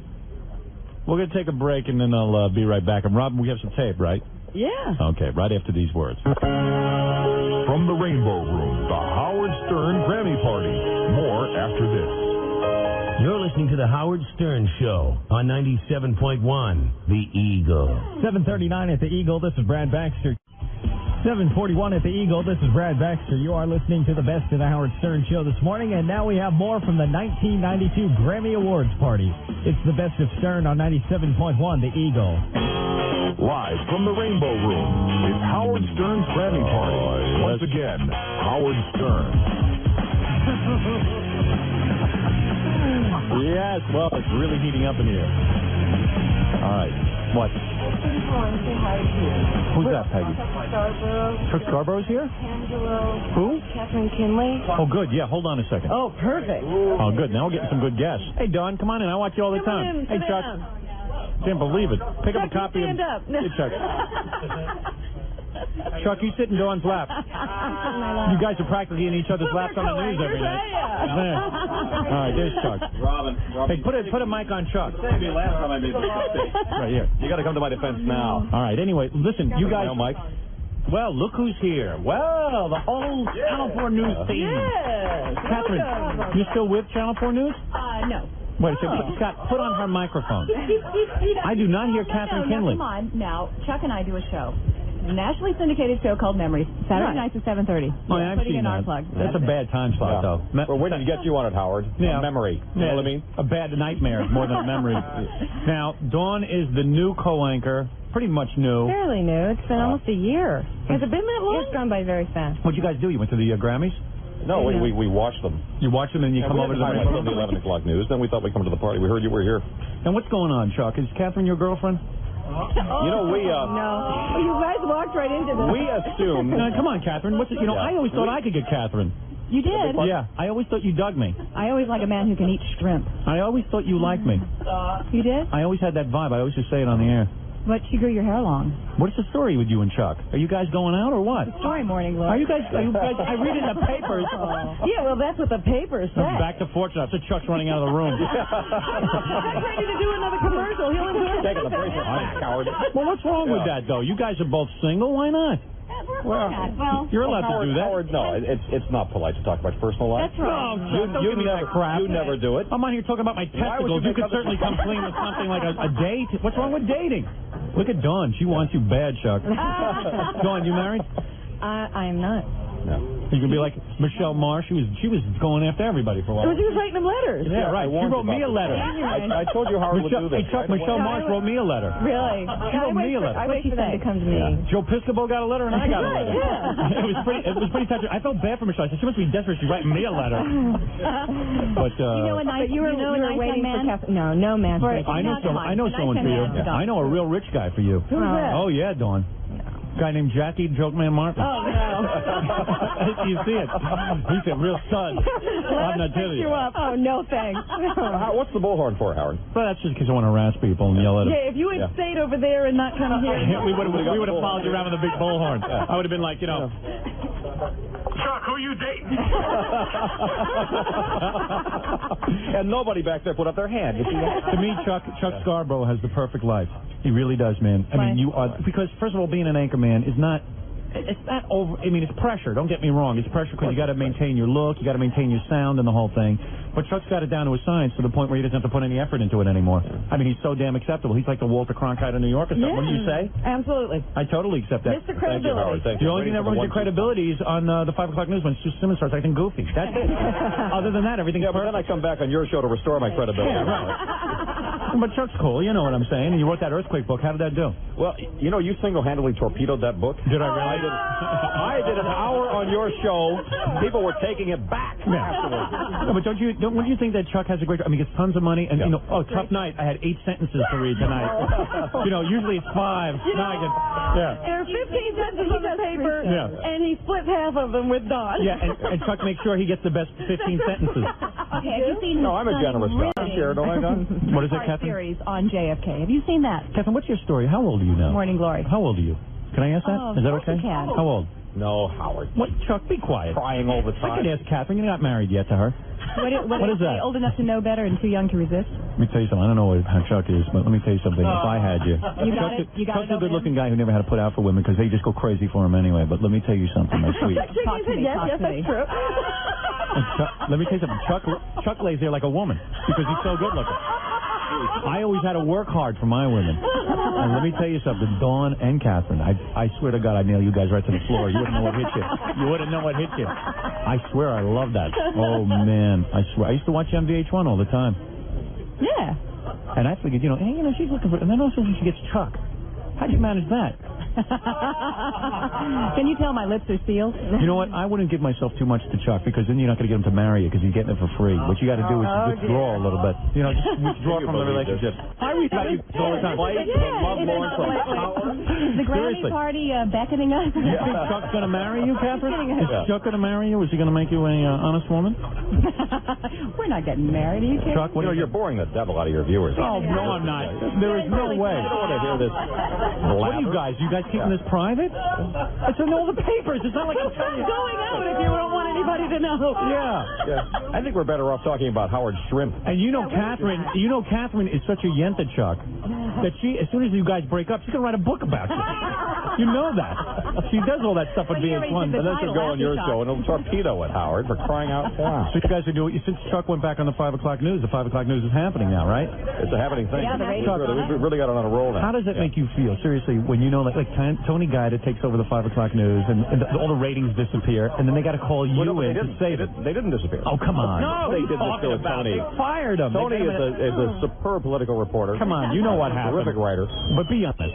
I follow the ratings. 5 o'clock has been difficult. It's been difficult to get the ratings up for anybody who's been in there. It really has, Howard. What do you think of Channel 2's move to do the 4 o'clock news? Isn't that stupid? I think it's a pretty good idea. I think it's too much damn news. Too much freaking news. Pretty competitive. I'll tell you, it's doing better than what they had in there before, whatever that was. Is it? In their 4 o'clock slot. Yeah, they're doing better now. How could it not get better? Oh, Dom, the new Dom DeLuise. Anything out of the single digits is better. Gee, I really was hopeful that the new Dom DeLuise would really... I know, didn't you? I really was just pulling for that, to tell you the truth. So what happened with you on the 5 o'clock news? How come they threw you off that, Catherine? Well, they canceled Live at 5. Right. There's no more live. Actually, ABC, WABC, WCBS, they canceled the entertainment reporters, and we were the third to go. And I was the new kid on the block, and cutbacks, you know how it goes. You going to move in with Chuck? I bet you, Chuck, you have a charmed life, I swear to God. What do you guys expect? I can't believe it. You guys have a charmed life. Yes. Why do we do this? I would die. Why do we come on the show? Hey, Chuck, I would die. Inevitably. I would die to sleep with Catherine. You died to sleep with Chuck.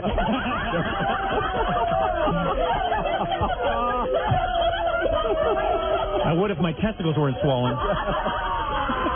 Chuck, did you ever get that epididymitis? I can't hear you, Howard. Did you ever get epididymitis? I beg pardon? I got epididymitis. You got epididymitis? Man, one of my testicles swelled up. For no apparent reason. I didn't do anything different. It wasn't like I was having a lot of sex or something. I went to the doctor. He had to give me antibiotics for that. Can you explain the condition? Yeah. My right testicle was in such pain I couldn't even put my pants on. That's why I'm wearing sweatpants. But now I'm okay. It's so they call it SBS, sore ball syndrome. Howard's always sharing his little problems with everybody, isn't he? It's unbelievable. Is it contagious? Hey, I'm glad we came to this party tonight. Yeah, see there? Just to hang out with you. Now. Just ask me, is this contagious at all, Robin? Well, I don't have anything to catch it in, so. So, Chuck, you and Catherine walk around this party like you don't even know each other, or what's the story, huh? Actually, you don't have to walk around this party, Howard. You sit on that rotating dance floor out there and it walks for you. There should be some big... Try it. Get out of this corner you're in. You can't see anything. Are there people out there? There are lots of people out there dying to see you. Yeah, but the only celebrities here are MTV VJs, which they change every week. It's unbelievable. No kidding. Yeah, I know. One doesn't even have them. When I'm the biggest celebrity at a party, I start to wonder what's going on here. But things are starting to heat up now that you guys are here. Now it's good. Hey, you got it. I can't believe it. You're here, though. You have to get out and mingle. Dawn, what's your story? Where'd you come from? Where did I come from? Yeah, where were you doing the news? I You just all of a sudden, you showed up all of a sudden out of nowhere. In I was Boston? in Boston for about 5 years before this. You're a lot better than what's her name. She was getting kind of raggy looking. Pat Harper? Pat Harper. Jesus, Chuck. How did you take that? That annoying woman. And, they looked long and hard to find on. She always said many kind things about you, Howard. What happened to Pat? Where is she? In some retirement They home? put her back in that van with the homeless thing. Hey, Chuck, remember when Pat Harper went out and pretended to be homeless? Yeah. Was that cool or what? She gets on there. It was unbelievable. Do you remember that, Catherine? Dawn, did you see it? No, I didn't see Pat Harper, looked kind of homeless as it is. You take off the makeup. She says, the idea for that bit? yeah, Chuck, that wasn't your idea, was it? No, actually, it was Mark Monsky's idea. Pat Harper, no, Pat Harper says, okay, I'm going to go out. I'm going to be homeless. I'm going to experience what it's like to be homeless. They send her out in a truck. They dress her up as a homeless. So for 5 minutes, she's out in the cold, and she goes, I can't believe it. Now I know what it is to be homeless. I'm going, you fool. You went right into the sound truck and had coffee and donuts between takes. What are you talking about? Now you know what it's like to be homeless. But she won an Emmy for that riveting series. Yeah. And you want to know something? I'll never get a local Emmy. We submitted my TV show for local Emmy. Who else is trying harder than my local TV show? Why shouldn't I be up for Emmy? Same with this freaking Grammys. My brother watches. Your brother watches it? Yeah, he watches your show all the time. What's he do for a living? He's a pharmacist in Really? Florida. You think? That's a very impressive statement. Huh? And, Chuck, you ever watch my TV show? Absolutely, Howard. Really? No. You're having too much fun. Matter, Catherine. My occasional appearances, infrequent though they are Catherine will let you put the TV on Saturday night? Huh? You laying there in bed together? Can't believe it. I swear to God, Chuck, one day I got to take you up to hear what it's like to be with Catherine. I see you as a very passionate woman. You see it right. I see you very warm and passionate, to be honest with you. Yeah. You in love with Chuck? You are, aren't you? He's the best thing that ever happened to you, isn't he? Chuck? How far away can I get with this mic? Come on, Chuck. You're in love with Maybe Chuck. I'll write the book. You want to know something? You're falling in love with Chuck. But Chuck's not in love with you, I don't I'm think. going to write the book. Chuck, are you in love with Catherine? Howard, we don't talk about personal things. You know that. That's in our contract. Anchor people don't discuss their personal You lives. love to watch me squirm. Is Chuck a wooden Indian bed? Or is he passionate? I don't think Chuck is passionate. You know what I mean? I see Chuck as being the guy in high school. Chuck, you were always handsome. You were always considered a handsome man. Right? You were never at an awkward stage. You were always a handsome. Were you voted the most handsome man in your high school? You are an incredible. I would make out with you. I swear you're so handsome. We knew that. We already went through that. Yes. We were right. No, but I'm serious. You've never. You know what I'm saying? You've never had to work to get a woman. I have worked. I have literally spent hours whining. The first time I got to sleep with a woman. I can't believe that. Let me tell you something, Dawn. Yeah. Oh, it's true. But I tell you something. To me, the king of the prom, who Chuck is, he was king of the prom, but the king of the prom is always dead meat in the sheets. That's my rule. A guy like me who has a mug like this, not a TV mug, has to work. Him in the bedroom. I slay him in the bedroom because I'm willing to work hard at it. Yeah, that's what Jessica Hahn said, wasn't it? Yeah. Well, hey, I never slept with Jessica Hahn. I was in a bathtub with her, and if my wife is listening, I never did anything with her. Caused a little bit of trouble. You sound like a presidential candidate. Hey, but I'm telling the truth. All right, Chuck. Yeah, right. Chuck, who will be the Democratic nominee? Let me see. I'll get in between all the sex stuff. Chuck, We'll calm him down with this stuff. Something news-oriented. Thank God. Chuck saying himself, I don't think about stuff like that. I think about Catherine. All right. I'll make a prediction that George Bush will squeak by. He'll be reelected. The economy will begin to rebound. All right. And who will be the Democratic nominee? Probably Bill Clinton. Bill Clinton, you think? Bill Clinton. Yeah. I don't know about that. I don't think so. Songus is going to make it? No, I think that Bill Clinton may win. Well, we'll see what happens. Catherine, excuse me, you're the entertainment reporter. I don't know that you really should have an opinion. Dawn and Chuck might have an opinion. Yeah, if you want to talk about the Grammys or something, maybe that's more appropriate. Who do you think is going to be the Democratic nominee? Who do I think will be the Democratic nominee? Paul Songus. You think he can? I think it should be Jerry Brown. I think it should be Jerry Brown. You like Governor in Moonby? Maine too. Yeah, I really do think that. But what do I know? What do I know? Chuck, listen, you probably know more about news than I do. And, Dawn, you know more about news. And, Catherine, you entertain Chuck, so what do you know about it? I'm serious. You are not an anchor woman. Why did you become an anchor woman? I'd watch you. You watch the news before, right? Yeah, why don't you do that, Catherine? Actually, lo and behold, I did do hardcore news in San Antonio, Texas. Is that right? I kind of got sidetracked. With your connections now with Chuck, I would think that you could certainly get something going. Yeah, but that's not how you get it. Are you in love with Chuck? Now, there's a hard-hitting journalistic question. Is that out of line, Chuck, to ask? Yeah, I think it makes people uncomfortable. It does? You to start prying into personal lives. All right. I repeat, can't you see me squirming in the... Yeah. I'm watching every move you make. But that's stock and trade. That's why we come on here, to be made uncomfortable. I know, I'm hot for Catherine. Good. I know, I've heard you speak about me a few times. I would really do some wild stuff. Yeah, with Chuck sitting here, I don't like to say it, but I'm going to tell you something. What I would do, want to know what I would do to you? What? Want to know what would be done to you if you were my girlfriend? Yes, I'm curious. Chuck, take notes. And I'm not reading off a teleprompter, my friend. This is coming right from the heart. First of all, your face would be buried in the pillow. Wait a second, I am jumping right ahead. Let me tell you something about my sexuality, if I may, Catherine. And this is going to make you blush. You want to know what I would do to you? She's going to eat the glass. Now stop that. First time we make love. It would be beautiful and everything. But I'm saying even after a couple of nights when we really get to be intimate with each other and we know each other, this is what would happen. I'd tie you up. All right? I'd tie you up to the bed. I'd make love to you. And I would do stuff to you. I'd have foreplay for like 3 hours. Look at Chuck. Chuck's like, I don't believe this. What is he saying? Who ever heard of this? Chuck is moving so close to me, he wants to hear everything I'm saying. This is turning you on. Get your hands off Don. This is turning Chuck on. You should go out, I do. Chuck is rubbing Jackie the Joke Man. And then what I do is I take one of Chuck's ties and I tickle you while you're right there tied up on the bed. Right, I'm cowboy. No, I would tie you up, and the whole day you would be there. And I would make love to you, and then I'd leave the room. You go, Howard, untie me. I go, no. You just stay there. And you wait. And I'd make you wait. I'd make you wait all day. You wouldn't know what would when I'd come back in and make love to you again. I'm waiting now. And each time would be unbelievably sensual. I'm waiting now. What is the punchline? No, that's it. That's it? That's it. Dawn, what do you make of that? Seriously, is that a fantasy of yours in a bizarre way? To watch you two make love? No, to talk about it. You're all going to be fired from your Channel 4 job. I'm not. That's right. You were already fired. That's right. But, Chuck, you, of course, are the most successful anchor man in New York. You laugh at Roland Smith every once in a while? You ever laugh at Roland Smith? That's a good question. Is that guy pathetic or what? Is that the funniest thing in the world when an anchor man goes down? You secretly laugh inside when a guy fails? Tell the truth, Chuck. Tell the truth. I don't know why I submit myself to this, Howard. I really don't. Chuck, don't you think Al Roker is too goofy on No, the 5 o'clock news? Al Roker is one of the brightest, funniest guys you'll ever meet. You really? Let me ask you something. When you too goofy? No. You think you really laugh at the stuff he says, or you just laugh like? How can you sit here and? Is that a fake laugh or really? Being too goofy, Howard. No, come on, Chuck. Be honest. I don't think he watches. He's doing the news. How can he possibly Chuck watch? will give a laugh at what Al's doing, and you can tell Chuck is not really Al, laughing. I thought you said Al Roker. Oh, I thought you were talking about Roland. Well, Roland Smith? Yeah. Roland Smith sells friggin' T-shirts over at Channel 9. I'm not kidding. You know, I work over at Channel 9. So we see Roland Smith there.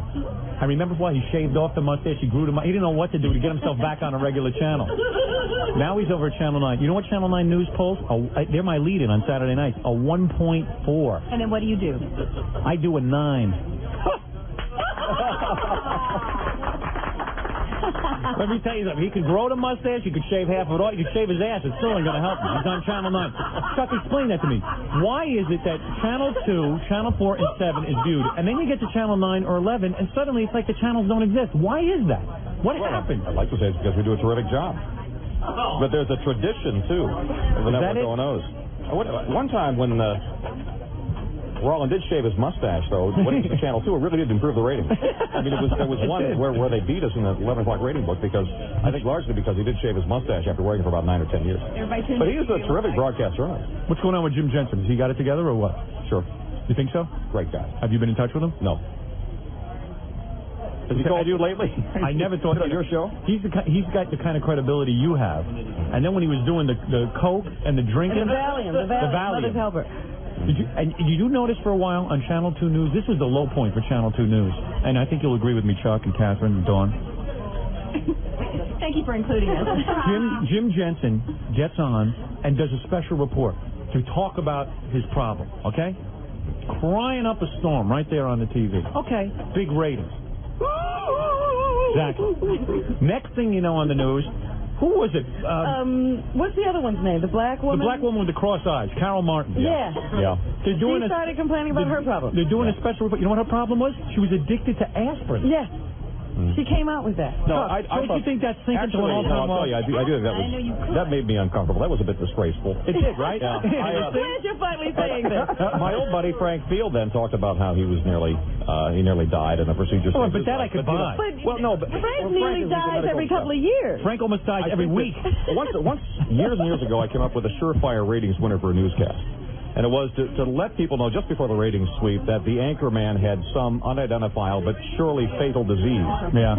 And you'd have to persuade, of course, the anchor with lots of money to go on a crash diet so we'd lose weight steadily during the course of the ratings. And eventually we get weaker and weaker. Be delivering the news in a whisper, ultimately be tapping the news out, feebly.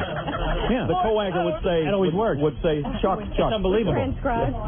If Iraq invaded Kuwait today, tap once. Was delivering a communication. I got it. He doesn't know. We were asking him how he could go off for 20 minutes and give his opinion. I put in quotation marks.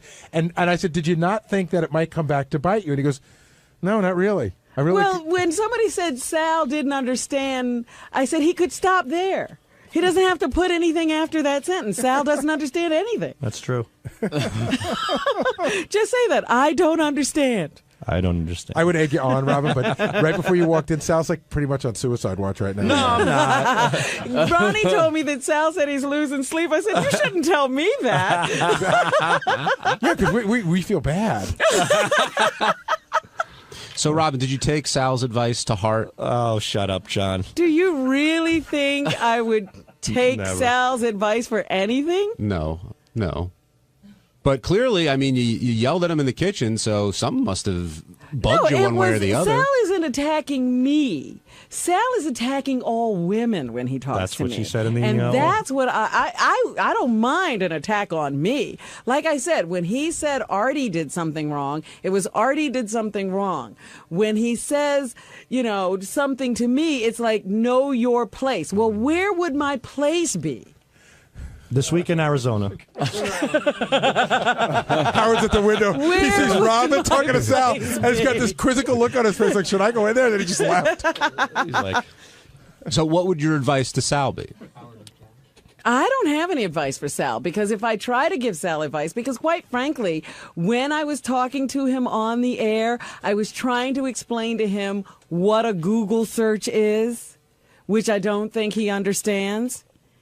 And I got, know your place. Shut up. Stop piping up over there. So I can't give Sal advice. Robin brings up a good point. Like when you fight with Artie, why don't you tell Artie to know his place? Because Artie threw a CD at my eyeball. Are you still angry at him, Robin? I'm not angry at all. I didn't even know this was going on. And people are telling me. I said, but the worst thing to tell me is that I made you lose sleep because I'll keep you up the rest of your life.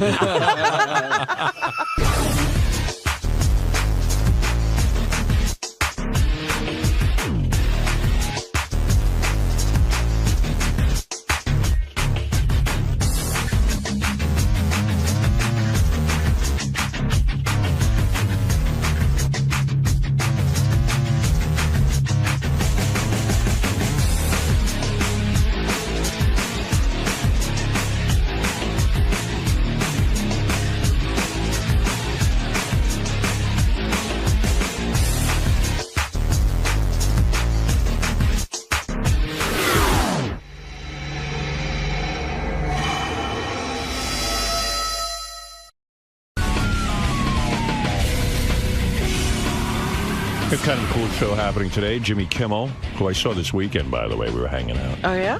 Yeah, Jimmy and his cousin Sal. He's dating his cousin Sal. Yeah. No, Sarah. Well, I did have some alone time with Jimmy. Yeah. And I got to ask him about, Sarah Silverman. Did he open up? He opened up, but, when a guy opens up to you in private, this is the problem with me associating with people outside of the show. They kind of give you the they preface their statements by saying, "Look, this is some stuff I'm going to talk to you about." It's embargoed. And all I'll tell you about that, I'm embargoed. But I'll ask him about it on the air, and we'll see how clean he comes. But yeah, but you know what? Do you really care more about Jimmy than the show? Fuck him over. Really? Well, let's do it. That's anyway, right. I am a man of my Are you ever word. going to get better information out of him? Yeah. But I got to tell you something. This is how bad I am with people. This is another story of just how bad I am.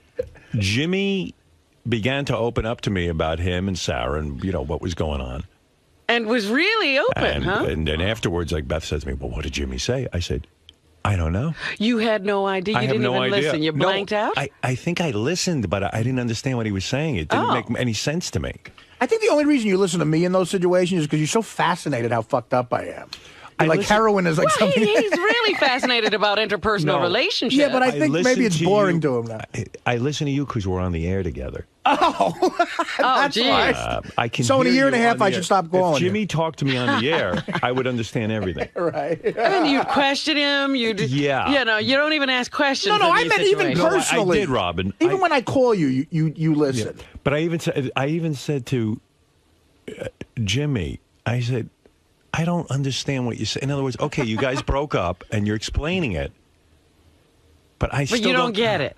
I still don't know. I don't even know that you really told me anything here. I don't understand. And then he started again to tell me stuff. And maybe he was just being guarded or whatever. But I have I've had that experience where people are saying a lot of words, but I don't understand anything they're saying. Yeah, I mean, I'm telling you. They're usually foreign people. I swear to you, I am as in the dark as before. And the only thing I know is dear. what Jimmy has said publicly, that she broke up with him. So basically, you are saying everything you know on the show, so that's good. Yeah, I am. I mean, I could tell you everything he said, but it doesn't make any sense. So, he'll come in here, and whatever he's comfortable talking about, we'll He probably go isn't to. comfortable talking about any of it. Probably not. On the air. No. All right, Jimmy Kimmel's here, man. Old friend of the show. We got a lot of old friends here. We don't have no new friends. We got only old friends. What the fuck? Kind of like you. Yeah, exactly. Fuck you. Come on in. Jimmy. Hey, what's Morning. happening? How you doing, man? Good, thanks. I thought you were going to come to my hotel room and wake me up there. I wish. At this thing. So what brings you down to the show today? What do you think brings me down to the show? What are you talking about? I have a lot of important things to talk about on the show. Gary's penis. What you're talking about right now? Yeah. No, I had a similar thing done to my penis, so I feel like I can add a lot to the conversation. You're going to share your experience with us Yes, today about that? I'll help make men in their cars crouch over throughout the morning today. All right, Jimmy Kimmel's here. Bring in Jimmy. Jimmy, you gained weight. No, that's Artie. There's Jimmy. Jimmy's actually lost weight. Look at Jimmy. Jimmy's thinner. Good to see you, dude. Artie's thinner, too. Hey, James. Hello, Howard. I can't hear anything in my headphones, but my cans. Host of Jimmy Kimmel Live. Don't act like you haven't seen Howard. We heard you spent the weekend together. Yeah, we made love. I thought that was going to be our secret. No, that wasn't a secret. Oh. It's just, you know what it is? What? When I hang out with Jimmy, I feel kind of like I disappoint him. What? Why? Because when I'm not on the radio, I'm not a whole lot of fun, and I'm actually kind of quiet and not all that witty. And I think Jimmy kind of worships me a little bit. Are you fishing for compliments? No. Jimmy, I'm being serious. Jimmy Welcome to the show, Jim. Jimmy looks up to me.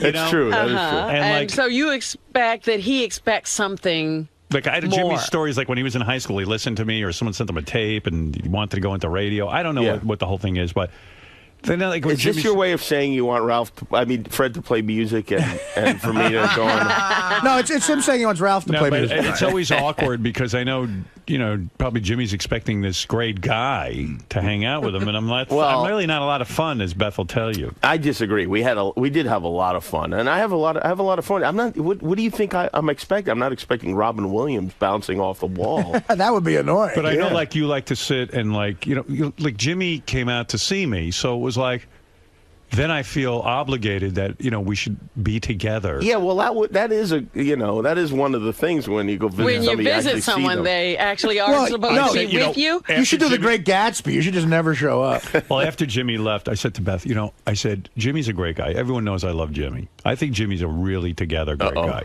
Together? Yeah, he's got it pretty together. Robin. Yeah, he is pretty together. Robin, you're sitting on a pot of coffee. How dare you judge? Well, nobody said I was together. I really like Jimmy. No one could be an easier house guest. I even like his cousin Sal. He's an easy house guest? I am. Sal, yeah, because Sal is like that wall. He doesn't say anything. He stays there. Just like a potted plant. He was nervous. He's not usually like that. But I said, you give Sal a sports sticker, he's fine for I said to Beth afterwards. I said, Jimmy coming out to the house makes me realize I don't think I want people coming out to the house. So she goes, good, thanks, Jim. This is positive. She said, why? She goes, no one could be easier than Jimmy. Like, Jimmy's so great. I said, that's right. And the fact of the matter is... Everybody else is a pain in the butt? No. I said, even I can't handle that because I couldn't even sleep when Jimmy was over because it was like... I'm like, oh, my God, Jimmy's probably awake, and he wants to Let get me go down and see what he's doing. So I'm up at 5 in the morning checking to see if Jimmy's Well, who's up at 5 in the morning looking to get together with their... I'm neurotic. I can't have people He over. doesn't want Jimmy to be walking around while he's sleeping. You know what you got to do, Jim, is you got to just... Howard knew I'd be asleep till 3 p.m. Well, and then at 9 a.m., I was going to have a chess lesson. I felt guilty. I said to Beth, is it okay that I'm having a chess lesson? Because what if, it was for an hour. So I was like... She goes, well, I guess so, but Jimmy's your guest, and he's here. And I go, but I want my chess lesson, too. You mean Jimmy can't hang out with his cousin and do stuff? No, I'm fine. I don't like to get up early anyway. But in fact, I actually intentionally, I got up what I thought was early. I got up at I made sure to get up at 9:30. So around when your chess lesson was over, then we could hang out. Yeah, we you should have combined the two and had Jimmy give you a chess lesson. Yeah. Why don't you just say to your guests, you know what? I got a chess lesson at 9 or whatever, and do whatever you want, and I'll see you in the afternoon or something. I'm just not good. I feel guilty. Everything is very well scheduled. Yeah. Yeah, I mean, you're very well scheduled. You know what's happening when you go there. It's almost on a list. Yeah. Well, I'm glad Jimmy went. Now I have someone I can call to ask how the house looks. When you straighten yourself out, you might get up. Well, yeah, they don't want, crazy drug people knocking at the door. What, me and 3 cops aren't fun to have over your house? But so I always feel like... You don't want Artie making an escape. And then the other weird aspect is, I'm hanging out with Jimmy, and where Jimmy and I were having a private conversation. And I even said to Beth, I'm going to ask Jimmy about Sarah. Did you hear my rap about this morning? No, I couldn't get my serious. Dude, you and fucking Sarah went through weird shit. Howard told us on the air. What the fuck, man? I would never do Thank God you got out of there. With a midget? A midget? It wasn't a midget. He was just short. No, I said, Jimmy and I were talking. And I even said to Robin this morning. I said, I sat with Jimmy. We talked for a half hour, an hour privately about a bunch of things. But one of the things being what happened with Jimmy and Sarah. I need an explanation because I was close with Jimmy and Sarah as a couple. And I said to Robin, I have no idea what Jimmy's talking about. He says, first of all, of course, it was not for the air, but in the same, he said he went to Beth and he couldn't tell her what you said. Because immediately, after we had the conversation, Beth wanted to come down, but she saw we were talking privately. Oh. She said to me, okay, so what did Jimmy say about Sarah? Right. I said, I don't know. I don't know what the fuck he said. For Howard to listen to you have to work Howard into the conversation. Yeah, there you go.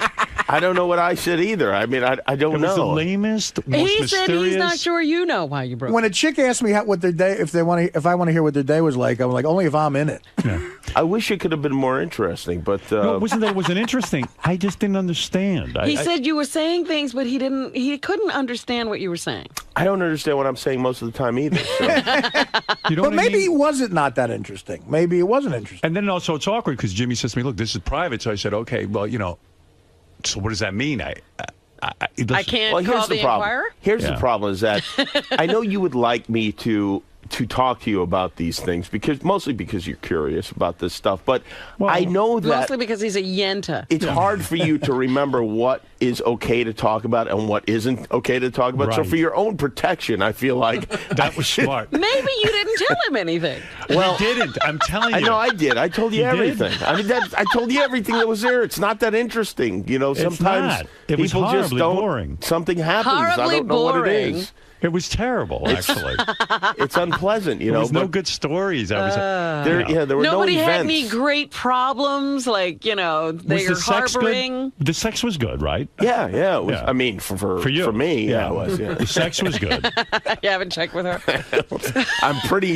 I think I could safely assume it wasn't that great for her. But the public thing was. Can I taste your juice? The public thing was that she broke up with you, supposedly. Yes. Yeah. Both times? No, actually, I broke up the first time. She broke up the second time. Ah, see, that's Yeah. something I didn't know. Yeah. No, Who's going to break up the third time? I don't think they're getting back together. Is it over? Howard we said had he the could rubber get match. you. Howard said he could get So, you two back together I can't. if you just gave him a little time. Now you think you can't. Well, he can't even listen to Jimmy talk about the problem. He couldn't stay in the No, room. I listened. I didn't understand it. I You didn't know what? want to You should keep... interrogate her. That should be what you do because maybe you'll get more. Because But alone, like in a situation like that. I'm not the kind of person that looks for reasons afterwards. It's if you don't like me, I don't like you, and that's Well, that. then why did you break up with her? Oh, I don't even know. I just felt just depressed and just felt like that was something that I felt like that was the reason why I was depressed, and then I became even more depressed After you broke up. after we broke up. Yes. You heard the music. I know. What's the music? You know, Fred, you kill it with the music. He does. He does. I could have. I was almost on the hook. Yeah, you I were almost right there. started crying. Wait, I missed it. What did you say? I asked, so he broke up with Sarah the first time. Yeah, so you're getting more out of him than I did. You needed me I told there. you that. I know. I did. Well, now that Howard's listening because it's on the air. No, I listened. I really did listen. And he I said- could tell you, Bullshit. I could tell you everything he said Wait a because he minute. didn't say anything. I'm Yeah. going to tell you what he just said. Yeah. So he was suffering a depression. Right. He decided it was the relationship that was depressing him. He didn't tell me that. He broke up, and then he got more depressed. Do you so understand- that's You why missed he, it. More or You less. missed it. Yeah. More or less. Do you understand how bad that sounds? Like men want to have the perfect woman, and in a sense, Sarah is beautiful. And she's funny, Talented, she's smart, funny. Oh, my great God. conversationalist, and we still get bored. This is what happens. It's not even bored, really. But you're right, though. Yeah, it is. It's troubling because you think, oh, if I can't stay in a relationship with this person for a long time, Right, that's- Then there I isn't can't do anyone. it. Yeah, Right. And that's what starts to depress you. yeah, Yeah. exactly. And it's starting again right now. Is it that you think the two of you are just not in love with each other anymore? Like the love left? Well, they were Yeah. in love at your Yeah. wedding. You guys were all over each other at the wedding. Holy Christ, I had to make out with my shitty food. I mean, you really were. And But, it was so I guess at some point the two of you just realized, like, yeah, we like each other, but we're not in love with each other. I guess so. Yeah. Yeah. Yeah. She decided that. Oh, she decided. That was funny You're at the in love- wedding. You're in love with her. No, I'm not. I told you. were. Yes, but when it's over for me, It's over. You close Yeah. the door. I close the door. Right. So But because I yet you put my opened the penis door- through the keyhole. Yeah, but you opened the door. If he opens the door, he'll be in love again. You close the door, you close the door, but you open the door again. Let's put it this way: when the door's closed on me, the door is closed. Right. Yeah, but When I Jim, close the door. Jim, for every door that closes, one opens. You're right. You're right. And the one you better So open are is you, the heroin are you door. on a tear now? Oh yeah, I'm on a real tear.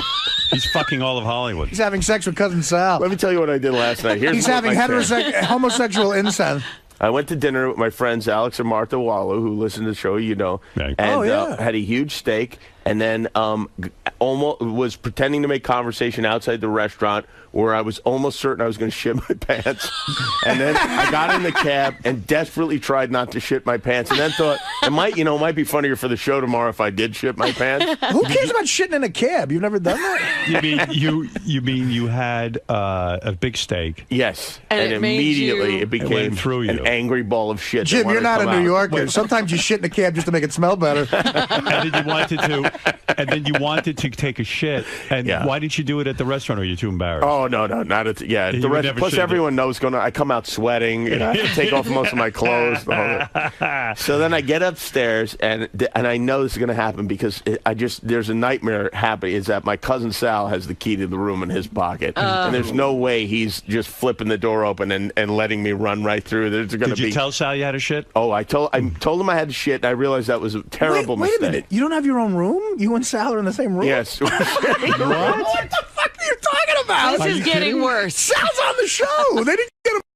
Well, they didn't, They didn't fly him here. They tell you can bring somebody out with you, you know. Jim, that is fucked. What are you doing? Well, the truth is, I brought two people. I brought Jill Lederman, our producer, so she had a room, and then Sal and I stayed. We don't mind. We like staying in the same room. Holy mackerel! You really aren't in show business. I guess not. Really? Jim, they used to get everybody at Mad TV their own room. I'm not on Mad TV.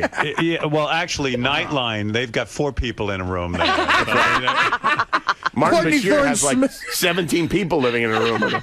Hey, would you? So did he get the key open in time and you took the shit? He did, but there was some torment time where he held the key up and showed it to me and waved it to me, and I was like, "Open that fucking door! Will you open that fucking door?" Or you're fired. We're gonna shit all over you. Don't make me shit in Jim Belushi's room again. That's right. Would you have Sarah on as a guest on your show?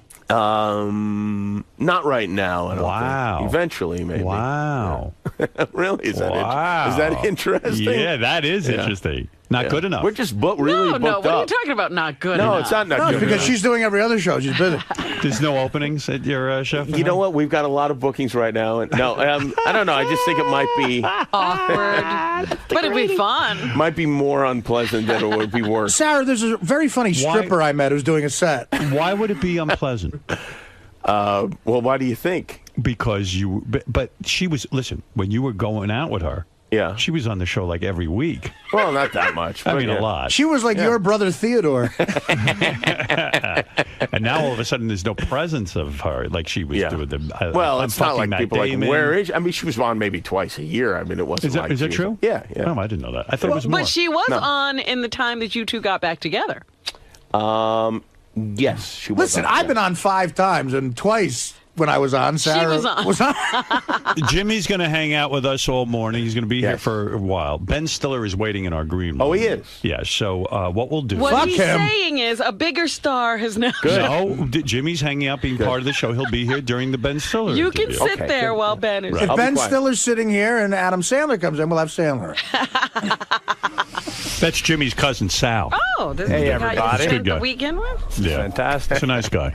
I was a little worried about him, but he's a nice guy. Sounds very quiet. Yeah. He's another Tom Cruise lover, this kid. Hey, Jimmy. Yeah.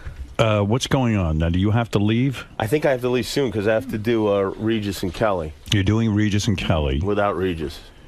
Sans Regis. Yeah. And Sal, you're going over there, too? I'm going to head over there, yeah. Well, all right. He can stay if you want. I understand your cousin Sam's here. So am I saying goodbye to you? I don't want to hold you here. I think we have to All right. leave, unfortunately. Sadly. Sal, good Yeah. seeing you. Thank It was you. nice spending time with you. Great seeing you. Jimmy, I wish you continued success. I hope these upfronts, whatever Thank they you. are, go Now- well for you. Now I feel weird about the next time. I feel weird about visiting you Why? because I feel like. You mean visiting him at home? Yeah, because I feel like you Just always get visit the me. honest account, but then I feel like I'm making you uncomfortable when I'm at your house. Not at all. I love being with you. We go away on vacation together. I mean, what's the matter with you? Well, I don't, because you said then you feel like you have to entertain me. You don't have to entertain Don't worry. me. I know. I'm I know. self-entertaining. Believe me, and so am I. Okay, good. How dare you? Look, I don't know what's going on in your romantic life. I'm sorry Is you he and dating? You didn't even find out for us. I would never ask. I don't know I'm what dating he's doing. Neil Patrick Harris. You're not the type of guy that we're not going to open up the tabloids and see you're dating like every woman in Hollywood. Now that No. you're free of Sarah and you're a single Definitely guy. not. You're not. You're not going to womanize. What are you going to do? You know, are I'm you not going like to that. a dating service? Are you? What are Yeah, you doing? I'm on, Millionaire matchmaker? I'm on that Ashley Madison. Well, he You're has an a Ashley certain- Madison. You only date married women. Yes, I'm only fucking married women. Well, Right. Jimmy has a certain type. I think he's going to ask Elaine Boozler. And so the dating will begin. The dating will commence as soon as you get over Sarah. Theoretically, yes, I guess so. Yes. Excellent. We can't wait for that. Who will it be? Jennifer Love Hewitt? Well, who will the lucky lady Will be? you be picking up women on the show? Will you do that? Lou? No, I don't think so. I can't imagine that will happen. Who are your guests for the rest of the week when you get back to L.A.? We'll pick out one Well, for you. Ben Stiller. All right, I you don't. I can't go out really with don't him. know who the guests are, to be honest with you. Do you fantasize that you'll be with another famous woman? I mean, Sarah was famous. Was that fun? I've decided never, ever to go out with another famous person. Is that true? Mm-hmm. Why? Unless they're really, really good looking. Kathleen Turner. Why? Yeah. Maybe another hot Jewish comedian like a Whoopi Goldberg. There's nothing I hate more than being the subject of. I don't like being the subject of speculation. I don't like people being interested in my life like that. But aren't So you got into the right business. But aren't Yeah, people I know. going to always be interested in your life? Not nearly. It's exponential when it's two famous people. Nobody cares about who other, like nobody cares about who Conan is dating. Right? Well, because Conan's married. Yeah, but nobody cared beforehand. Nobody cares that he's married. I either. think they would. Well, you're saying because she's not in the business, Yeah, is what you're saying. right. Oh, I see. So when you're dating another famous I'm gonna person, try to be more like Conan. you're going to try and be like Conan O'Brien. Yes. That sounds like makes a lot of sense. You better to get me. better writers. But it is possible because you're in Hollywood and you meet the girls you meet are girls who come on your show who are in fact famous, and a lot of these. Actresses and stuff. I mean, it's hard to resist. I say it's You know not who I hard for see them to him with? resist. No. I think you ought to fix him up with Renee Zellweger. Oh, yeah. I could have fucked her on the set of The Bachelor. I let her off the hook. Renee Zellweger. No, I know she's no. That's Have not. you I'm met not her? interested in that. I have met her. You've had her on the show. I think so. Not attracted to Renee Zellweger. It has nothing to do with it. What? Would you never think about fucking her? No, really I don't. wouldn't. I wouldn't. I'm not interested. If I was single, I would fuck Renee Zellweger. I would. You could get her at Bridget Jones' Diary. I told you I don't want to go out fantasize- with anyone famous. But wait a second. You don't fantasize like maybe a night with Carmen Electra or nothing like that. That's not my thing. What do you mean, not your thing? Well, wait a minute. What about some supermodel? Explain No. that to me. What do you mean you can't take Carmen Electra? I need. I think there has to be some depth there for me. Oh, so supermodels are all stupid? So Sarah was so deep. Yeah. I'll put it to you this way. Sarah would never do this. Carmen Electra. Look, I said Jimmy was deep. Carmen Electra was once asked on a talk show, what's the one thing she couldn't live without? And after she thought for a minute, she said food. So, I don't think Sarah would ever do that. That's a good answer. But do you think that Sarah will date someone famous? I don't know. Does she need that? No, I don't think so. She doesn't need that. So, it'll be interesting to see what you end up doing. Sal, what do you think? Sal, you're married. I'm married, yeah. So, but Jimmy what do you is, think? I wasn't supposed to say anything, but he's secretly dating a pizza chef, this guy Chris Bianco. I'm not even kidding. He flies him out. The guy stayed with him for like a week, and then there's another chef that comes in, Adam Perry Lang, and they cook, and that's his focus right You now. love to cook, right? That's your thing. I do, yeah. I love You're to a eat. cook? Yeah. I do. Yeah. By the way, fucking a pizza chef where I'm from is not Rob, gay. You should try eating food. It's delicious. I'm going to do that when I do that. Yeah, that sounds crazy. All right. So, and also, will you and Sarah become friends in the future where she will be able to come on the show? No, we will not. You will not become friends. I don't know. It's going to be a major I like that showbiz answer. feud that lasts centuries. I agree with you. You're not going to become friends. Listen, I got enough friends. Right. You will not go the route of Johnny Carson and date some of the tea time players, or you will not. Yeah, have the girls on your show. Hire I don't them have just any to date tea time them. players. You don't. No, I don't. No, it's not my. You know me. It's not my Look, thing. Howard, he was on The Man Show and never fucked one of the juggies. Not Like, only didn't He was married. Not only didn't I fuck any of them, I would hide in my room reading from them. I didn't want to be part of it. Will Leno, They don't want to read with you? Let me before you leave, because I know you have to go. Will Leno's new show fail? I'm talking about this now. You're in the late night game. You spend a lot of time on your show, and I know you do a lot of hard work. And people should watch Jimmy's show. But will you take a look at Leno's new show? And you've probably given this some evaluation. You probably even have research on this. Don't you think, this is what I think, Leno made the biggest mistake of his career, not staying in late night television? I think it would have been safer to go to ABC. Yeah, for him to go to ABC at 11:30.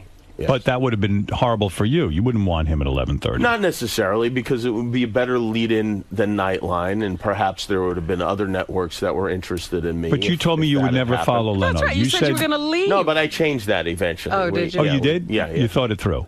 Yeah. You said I'll go on at 12:30. Leno can go on at 11:30. Yes. You really would have gone ahead and done that? I don't believe you.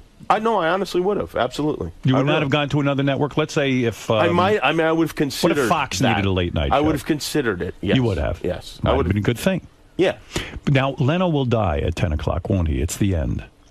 Do you think? Do you ever envision a scenario where perhaps Leno could end up going back to the Tonight Show when they fire Conan. And then Conan, or whatever his name is, comes over to ABC. I don't know. I don't know about all of those things, but I could envision any of those things individually happening. Well, yes. how do you feel Yes. that Leno's going to do? Give us your prediction. I don't. You know what? I don't think it's going to be successful. I'll be honest with you, and I don't think it has anything to do with Jay. I think it has all to do with the local affiliates and their news, where they make all their money. And if the lead-in is not as strong, they're going to scream and yell and demand something, and it's going to be a mess. This Leno move could be the end of all television, is It what you're could be. saying. Right? This could actually Let's end hope so. television as we think Let's about hope it. so. We should start Twittering more. Will Jay take Stuttering John? Yes, Jay will definitely take Stuttering John, and I believe that Jay has told Stuttering John, and Stuttering John just isn't saying because they want to keep it all a secret. You think it's that big a deal? I think, I mean, why I can't think John they think it's that big a deal. Really? Do you think if Leno gets into real trouble, he'll divorce Mavis and date Sarah Silverman? That would be a surprise. She was lucky for you, maybe. You know. If Leno gets divorced, he'll try to steal Beth. My prediction is Leno will do poorly. I believe it will not last long. I believe Conan might be moved out, but he will be tarnished. In other words, he will have failed. You're saying Conan's not going to be successful? I don't know, because if Jay isn't successful, Conan has to be more successful than Leno was. And also now, if Jay doesn't do well, it hurts Conan's rating. Right. Aha. That's right. Mm-hmm. So you're saying everyone's fucked? Yeah. Jay's going to screw up everybody. You're not fucked. You're in the perfect position. You're so not fucked. You're not dating anybody. Yeah, but I'm flying like Coach. You know what I mean? You're shitting in front What of is Sal. it, Ralph? Quickly, because Jimmy Kimmel has to leave here. He has a very active This is never life. a good thing when Ralph calls. I know. Well, Jimmy, I love you, but I don't understand. That's great. How come you're not out there getting laid and going crazy? And you know, like I know you're straight, and so like, why wouldn't you want to? Like, you want to have conversations or something, it sounds like? Well, Ralph, I'm not that type, right? I mean, I think you would have gathered that about me by now. You're not a pig. You're not a sex maniac. It's not like you got to go in and just pick up some floozy and every night, but like... Jimmy, you should be vomiting at Howard's house. You got to live it up. I told Sal to vomit at your house. Hey, Ralph, what bits has Jimmy ripped off from Howard lately? I've been ripping off Jimmy lately. There you go. Have you seen Stuttering Sal? All right, Ralph. Jimmy, but really, I mean, you think Jimmy should be banging the hottest chicks in Hollywood? Ralph, give me a little time. I need to. Yeah. Maybe you need Ralph to help you with that. Yeah. All right, moving thank you, in. Ralph. Jimmy's got a huge TV. I do have the biggest TV in the world. I haven't All right, seen it. listen. Tom Cruise and his mom out. You're going to be... Can you tell the story real quick of why, like, that thing that you did to Jeffrey Ross?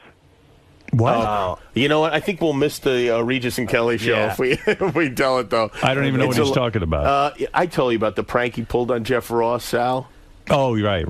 Yeah. I told him he would say we get a heads up ahead of time who's going to be voted off. So I texted Jeffrey Ross On Dancing with the Stars. On Dancing with the Stars. Sorry, I said you're safe, and he said, "Are you sure?" And I said, "Yeah, I'm sure." But Jeffrey was really into it and in love with this girl, and then on the air, he was pretending to be nervous the whole show, like he didn't know he was going to. And then on the air, you see him when he gets eliminated. He goes, "We lost." I had inside information. Oh, that's great. That's right, because you guys get tipped off who's going to be losing Dancing with the Stars. Nobody thought we did. Oh, he thought you did. I get it. All right. Thank you, Ralph. You're a fascinating phone call. Sal was trying to kill the odds. You know, he was betting on Dancing with the Stars. All right, listen, Jimmy, I'm not going to hold you any longer. Thank you, Howard. Jimmy Kimmel. We had a beautiful weekend. Thank you Beautiful very much. I love you. It's always great seeing you. Yes, and anytime you're around, I want to be with you. And Sal, you too. You're always welcome. All right. The great Jimmy Kimmel and Sal, his cousin. Sal, what's your last name? Do I have one? Icono. You don't use that name? No, I do. Yeah. You switched it to Kimmel? That's the way Opera Man says icon. That's right. And so there it is. You set the bar pretty high for Howard's house guest. You said you were such a good guest. You know, I'm very. I was raised well. I clean up after myself. I keep quiet, and people seem to appreciate that. I think the great thing is Ralph really set the bar so low that by puking everywhere. Yeah, and I appreciate that he did that. I really do. So you had a good time today? Yeah, I had fun. No, it was a little awkward talking about your past I know this is terrible. relationship, I have to right? get the fuck out of here. I'm not kidding. I really. They got a live TV show I'm gonna miss.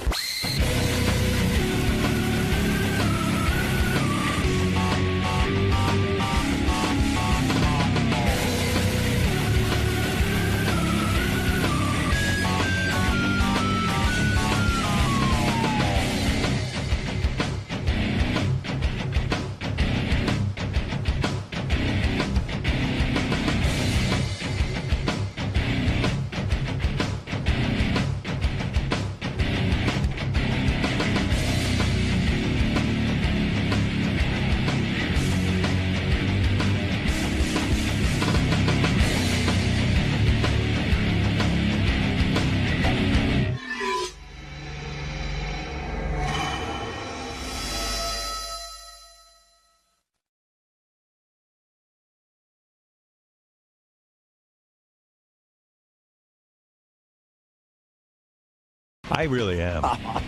Nah, I kind of am. I'm kind of done. I mean, I love it here, and I love doing the radio show and all that stuff. But I think after a year and a half more worth of shows, it's time for me to sing my swan song. You know, and some things are starting to bother me, and I don't want it to get ugly. Oh. You know what I mean? There are things around here that are bothering me. I see. And I'm not the type that complains to people, so I just let it brew inside of me, and then I just leave. But, I don't know. Stuff bothers me. Stuff bothers me all the time, but I don't know. It's enough already of me. Well, David Hinckley just had to change his article. Yeah, well, I don't know. You know, it's like Jimmy said to me over the week. He goes, "You got to stay. You know, it's so great. The show's never been better. Blah blah blah blah. You guys work so well together." I said, "Yeah." I said, "We do." I said, "We're good at this, but how much longer can you keep doing this thing?" Well, here's a rap that everybody gives me, and so I'll ask you now. You'll be fine doing nothing. Everyone says, "Can Howard?" People go, "Howard, I know his personality. I listen to him. He's a personality. Can he stay home and do nothing?" Well, he won't doesn't have to do nothing. You know. No, there are things I could do. I could straighten the pillows.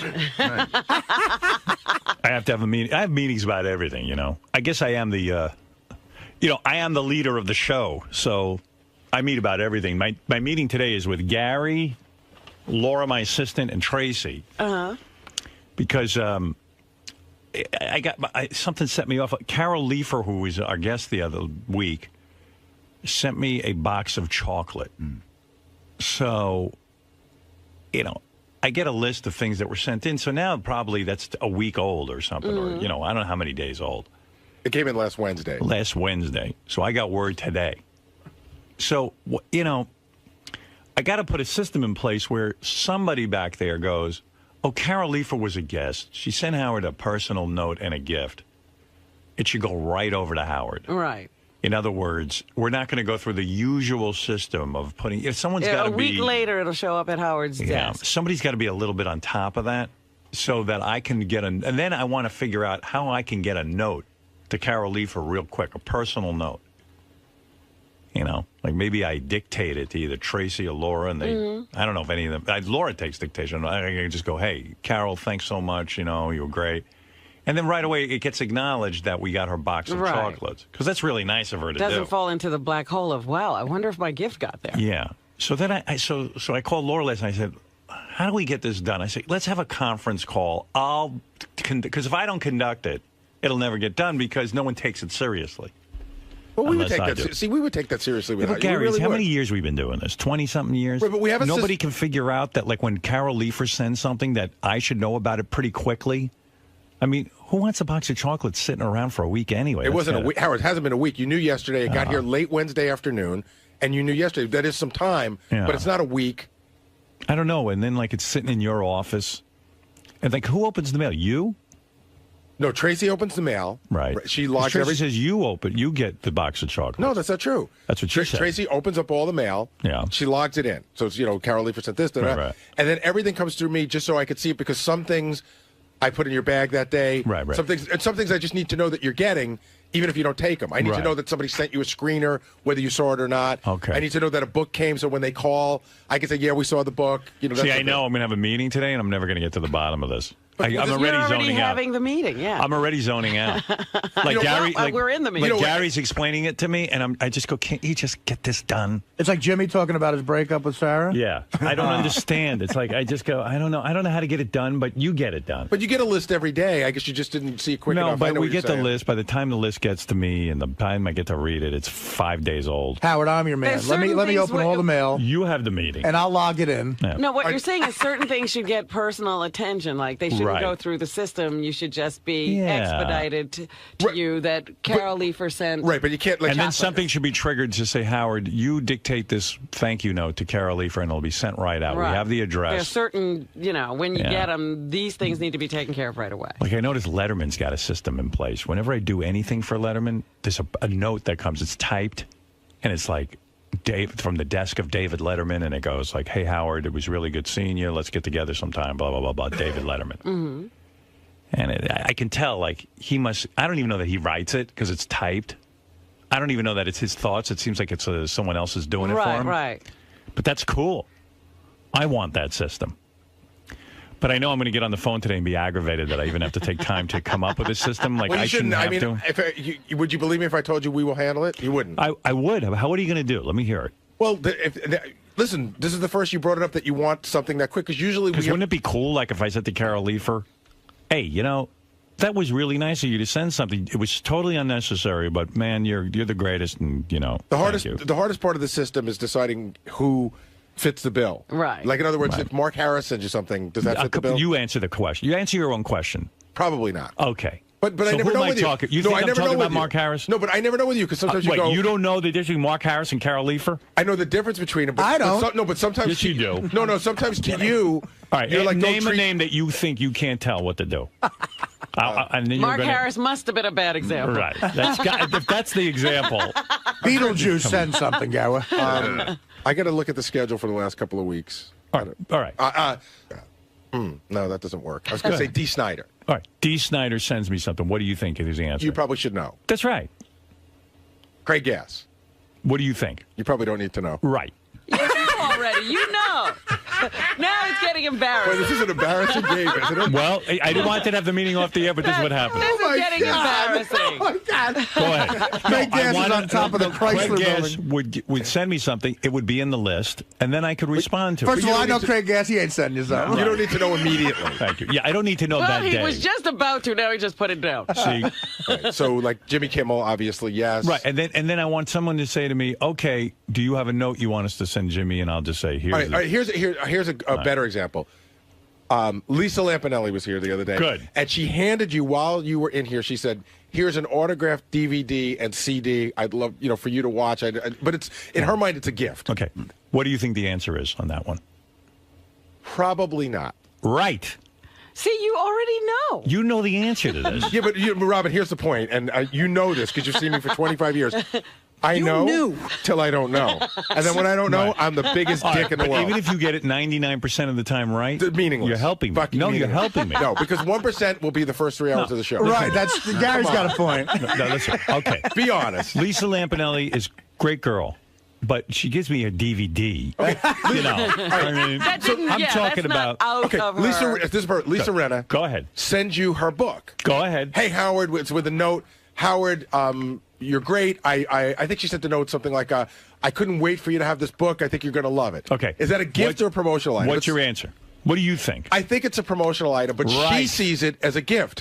We know that. And you'll put that on the list, and if I want to write to Lisa Renna, I'll write to Lisa Renna. Even though she sent you a personal note? Exactly. Okay. Exactly. I'll read the personal note, and I'll figure out what to do. But does anybody in here understand that Howard might go, Gary, Lisa Renna sent me a fucking personal note. Gary, you got it right. Well, I'll tell you when it'll happen. If Lisa Renna calls and says, did you ever get my book? No, right, exactly. You just got it 100% right. Every example you gave, you knew the answer to. But Robin hit it right. Now, Gary, I'll give you an example. But he also threw 95 great pitches out of 100. Lisa Renna comes in here, and she sends me an antique radio. That's a yes. Ah. Okay, I got one for you. Okay. I go. Fran Drescher used to come in all the time. And Go then ahead. after she came in, I'm going to send you a gift. And she would send you those fucking croutons. The pasta and the croutons. Right. It's a gift. Howard, I am sending you croutons because you're a good guy. Okay. What do you think? I think no. Exactly. You know exactly what I'm talking about. I'm sending you croutons. She's sending me the croutons, so I'll talk about them on the. But okay, Fran Drescher comes in, and she's on the air talking about she just bought a Kindle, and she thinks it's the greatest thing. So then you get a personal note in the mail from Fran Drescher, and it says, Howard, I love being on the show. I want you to try a Kindle. I went out and got you one. That's a yes. That's a resounding yes. Here's so one. There you go. I got one for you. Go ahead. Okay, this is a tough one, but go ahead. Remember, I bet you it's not tough. Okay, remember the comedian Bobby Slayton? I remember Bobby. Bobby's wife owns a kids' clothing store. Right. Right. He sends you a box of clothes for your kids. Go ahead. So the answer. What do you think? Well, now it's tough. Tell me what you think. The answer is it's a yes, gift wise, but does Bobby make the cut celebrity wise? Now think about it. He's promoting his wife's clothing line. But it's still a big do you box. think there's a real rush for me to get to Bobby Slayton on that one? Yeah, but I'm sure your daughter's favorite designer is Norma Slayton. Yeah, exactly. Come on, Gary. What do you think? That can wait. Teddy Slayton. In other words, I'll get a note out to the guy, but, you know. All right, but that's a tough one because he is a celebrity and it was a box of clothes. Right.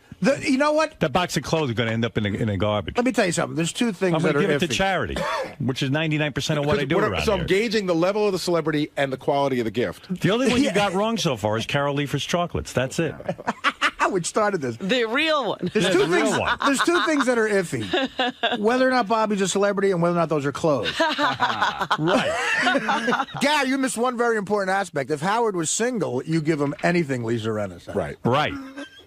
Oh, when I was single, it was terrible. Gary and I had meetings about that. It was that so was embarrassing. so uncomfortable, Howard. Really? When I was single and there was a hot chick on the show and I wanted to go out with her, I would somehow say on the air, "Hey, yeah, you know, you should get me your number." And then That's a Gary, good code. Then Gary would walk in and I go, "Gary, did you get the number from her?" And he goes, "You wanted me to get the number?" I missed the signal on one very important person. Yeah, he missed a lot of signals. And Howard goes, because I remember Howard goes, "You got the number?" And I go, "You were serious?" Because what the fuck is wrong with you? But get the numbers. Like if Joe Girardi's steal sign was, look, steal. I felt bad, too. 'cause I didn't want Artie, to you put- I go in didn't the want- green room and get a fucking number from somebody. No, look, listen, Teddy tried it for me a couple of times. It's embarrassing. But Howard, can I ask you know one question? what? And the problem is, nobody's going to say no to giving you the number. Well, first of all, they're giving me the number, so that's Right. already creepy. Yeah. But they're giving you nobody's the going to number. say no. You don't know whether they really, you don't know whether you're forcing these people to give you a number or not. I was too busy or lazy to date, so it was a perfect dating opportunity. Absolutely. If I you could took just full advantage. If I could do everything on the air, I was fine. It was like, wow, this is cool. I'm on the air. I met a nice, attractive girl. She said something about her phone number on the air after I badgered her. I have a phone number. Yeah, okay. Gary, did you get that? I have a phone, Howard. Do you own a phone, or are you a heroin addict whose mother took away their phone? Gary, Well, you don't want my listening? number. Right. But Howard, let me ask you a question because I think the fans are interested in this. Yes. In that crazy time you said you had, sort of womanizing, Yeah. how many girls that were on this show did you bang? I don't That you know. met on the show? Not a lot. Okay. Like maybe Under 5? Yes. All right. Right, Gary?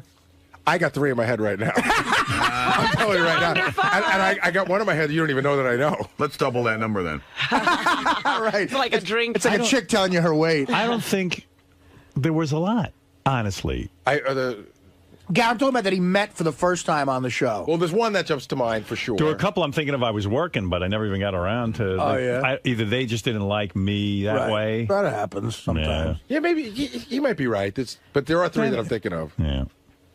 I don't know. And I'm not thinking that hard. I wonder what 3 you're thinking of, because you should Well, write you them know down. 2 for sure. Write them down and hand them to me. I'll give them to Howard. Yeah, don't even write it. You know what? down. You know what? It's That's still water under the comfortable for me. bridge. Exactly. Yeah.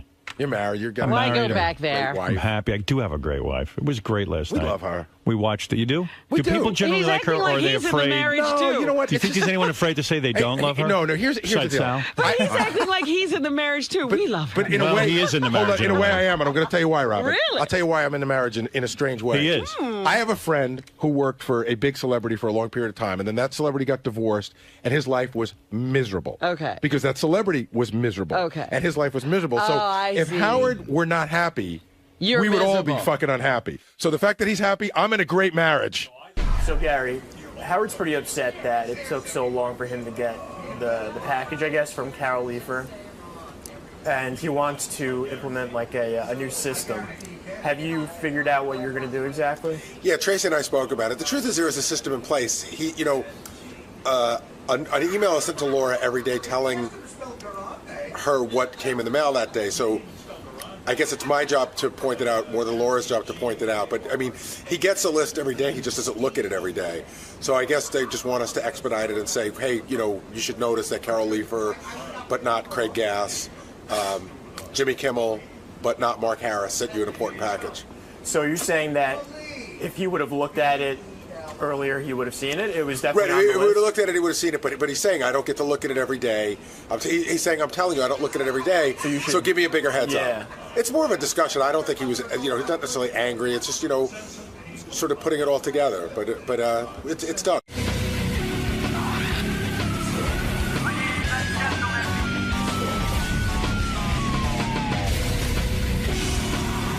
I'm Jesse James. I'm here to do the Howard Stern Show, and pretty excited. Been a Howard Stern fan since like the late '80s.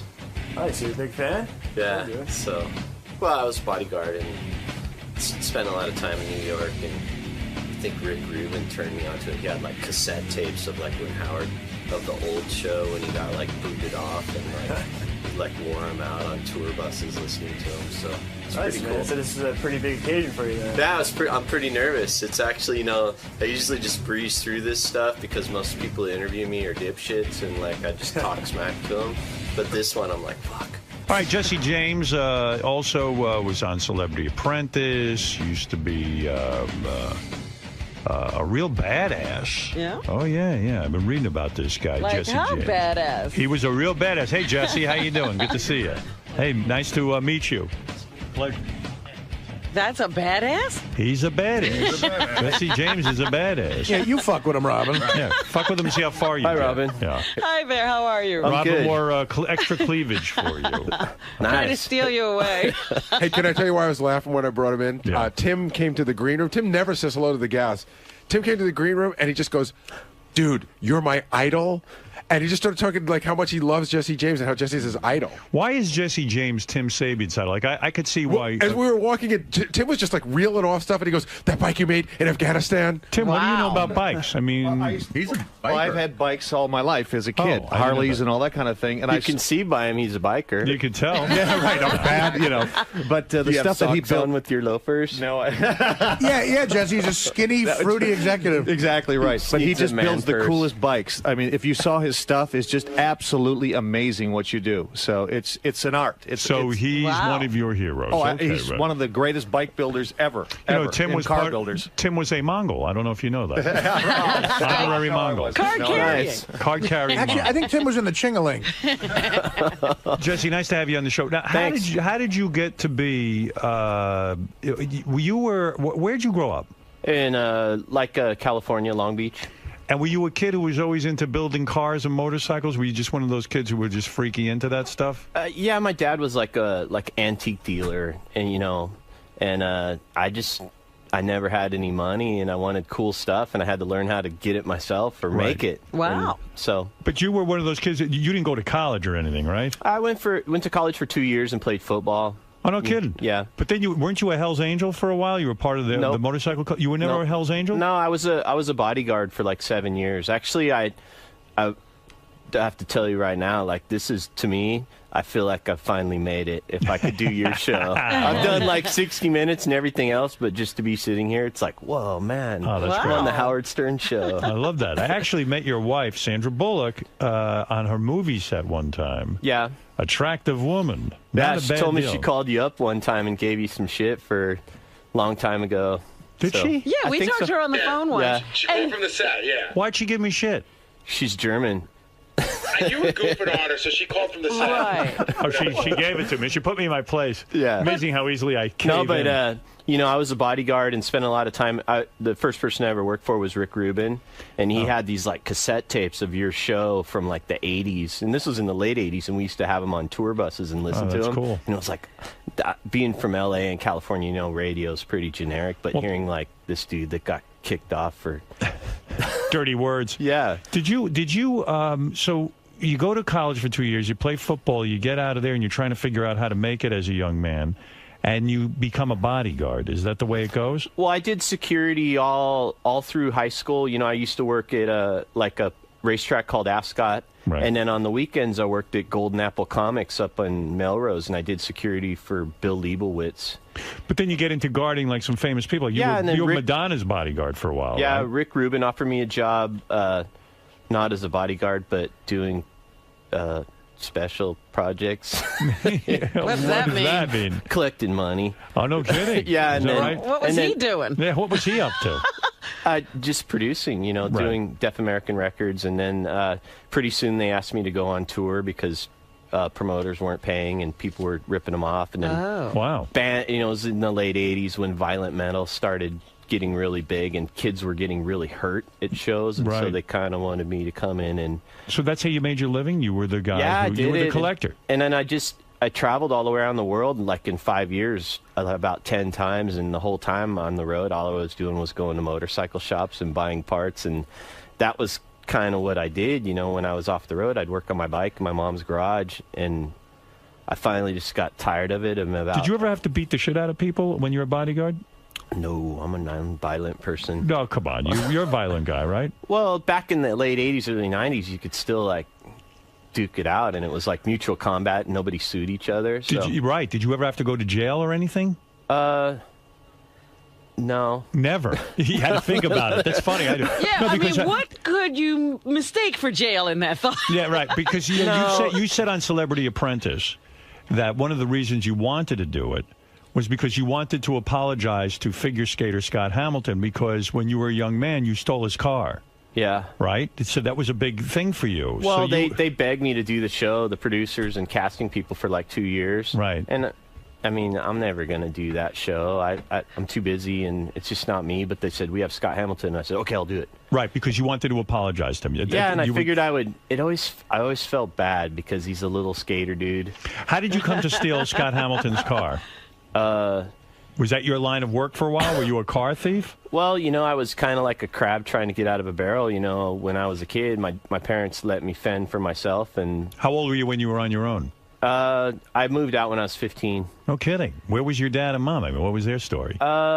They kind of split up when I was 5, and they're kind of that beatnik generation where, like, kids are a drag, and yeah. Well, thanks for having me. Yeah, and so I mean, honestly, I did a lot of stuff that I'm not really proud of. How old were you when you stole Scott Hamilton's car? I was 17. Yeah. You know, and that was, I only did it because I had parts off of it sold, and I was looking for one, and someone knew of one that was at Ice Capades in San Diego, and so.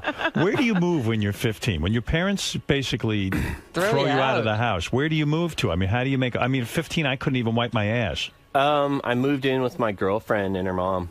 Oh, they let you in. Yeah. Wow, that's kind of cool. And her mom was like, pretty amazing lady that, like. That's amazing. She, like, was the first time that I ever had, like, someone tell me, look, hey, you need to get your shit together. And you're going to live in my house. You're not going to screw around. And you were allowed to live in your girlfriend's house? Were you allowed to sleep in the same room with her and bang her? No, they had a guest house. They let me in. And she also had a boyfriend. The mom had a boyfriend that lived there. So how cool is that? That some woman would take you in just because you're with, probably, I mean, that's unbelievable to me. But how do you get into the house? Because he's banging the girlfriend in the house. Yeah, I know. I mean, the mom's got it. You were banging your girlfriend. It was high school. I was 15, You were banging your girlfriend at that time, right? So she'd sneak into the guest house. No, that would never go. Nothing like that. You were listen. You didn't want to jeopardize the one place you could live. Yeah, and it was one of those situations. If you look at it on the outside, it's like, wow, yeah, you're so lucky. But her mom was actually no BS and kind of like.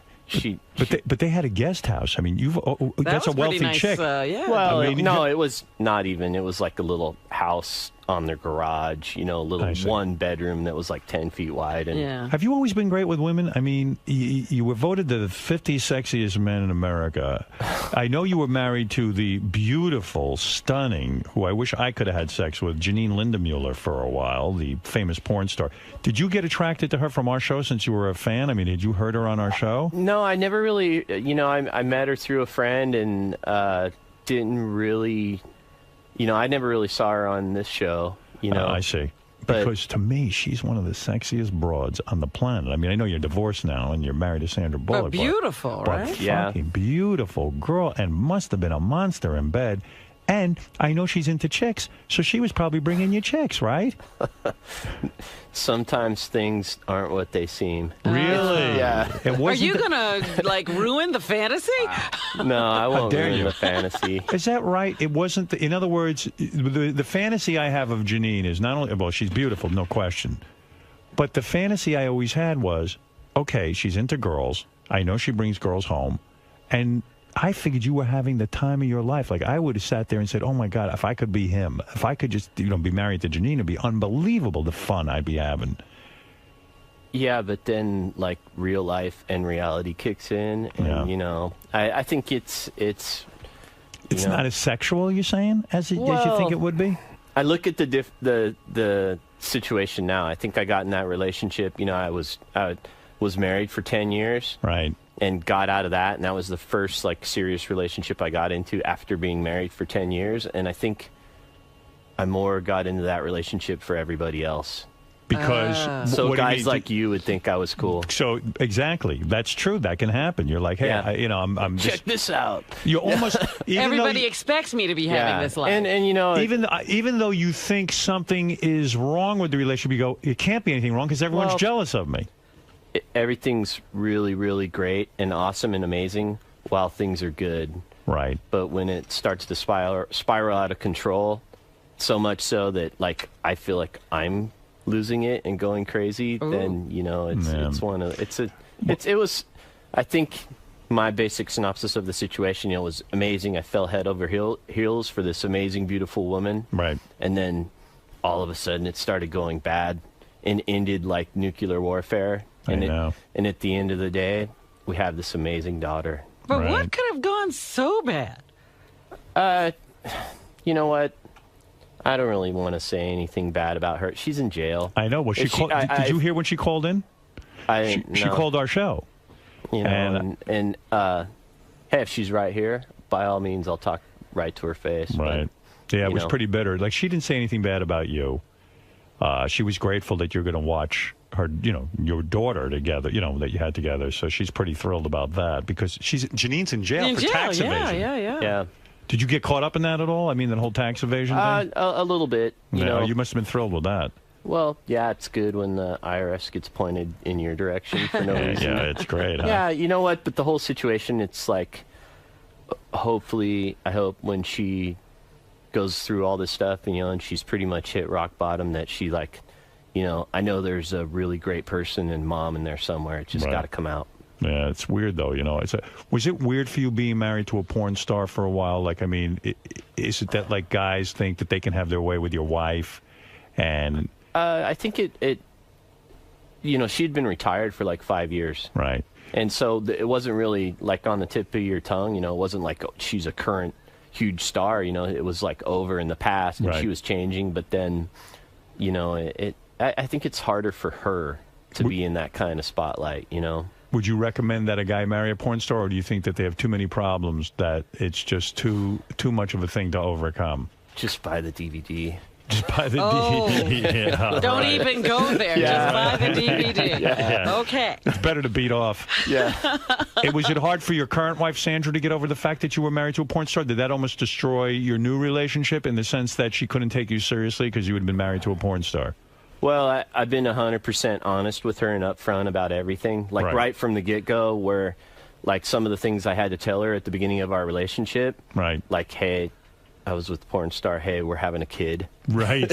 And all this stuff. And like several points, I expected her just to turn around and run. Yeah, because that's right. Your wife, your porn star wife, was pregnant when you met Sandra, right? And it was like your marriage was ending. So that's a tough situation. Taking up with a guy who's just ending a marriage. We were already apart like 7 months before that. And finding out like when she was like 6 months pregnant, it's like, guess what? And I'm like, bullshit, But that could almost destroy a relationship, especially with Sandra Bullock. It's been really hard, but it's a testament to what an amazing woman Sandy is, Well, how do you meet Sandra Bullock? Yeah, that's cool, because I tell you something. I met Sandra Bullock for 2 seconds. This is before you.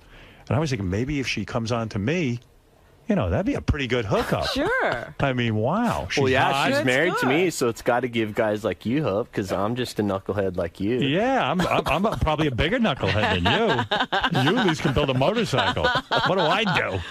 But how do you meet her? Yeah, I mean, how do you and what happens? How do you get to date Sandra Bullock? Yeah, that's good. Tell the guys in my audience so they can meet like a Sandra Bullock. So went through nuclear warfare. In your marriage. And like swore that, okay, I'm just going to be this 50-year-old single guy. Right.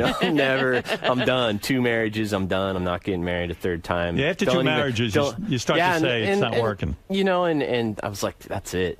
And a month had passed, or a couple months had passed, and she contacted my office and wanted to bring her godson for a tour of the shop, because he was a big fan of Monster Garage and West Coast Choppers and stuff like that. And I kind of, okay, cool, whatever.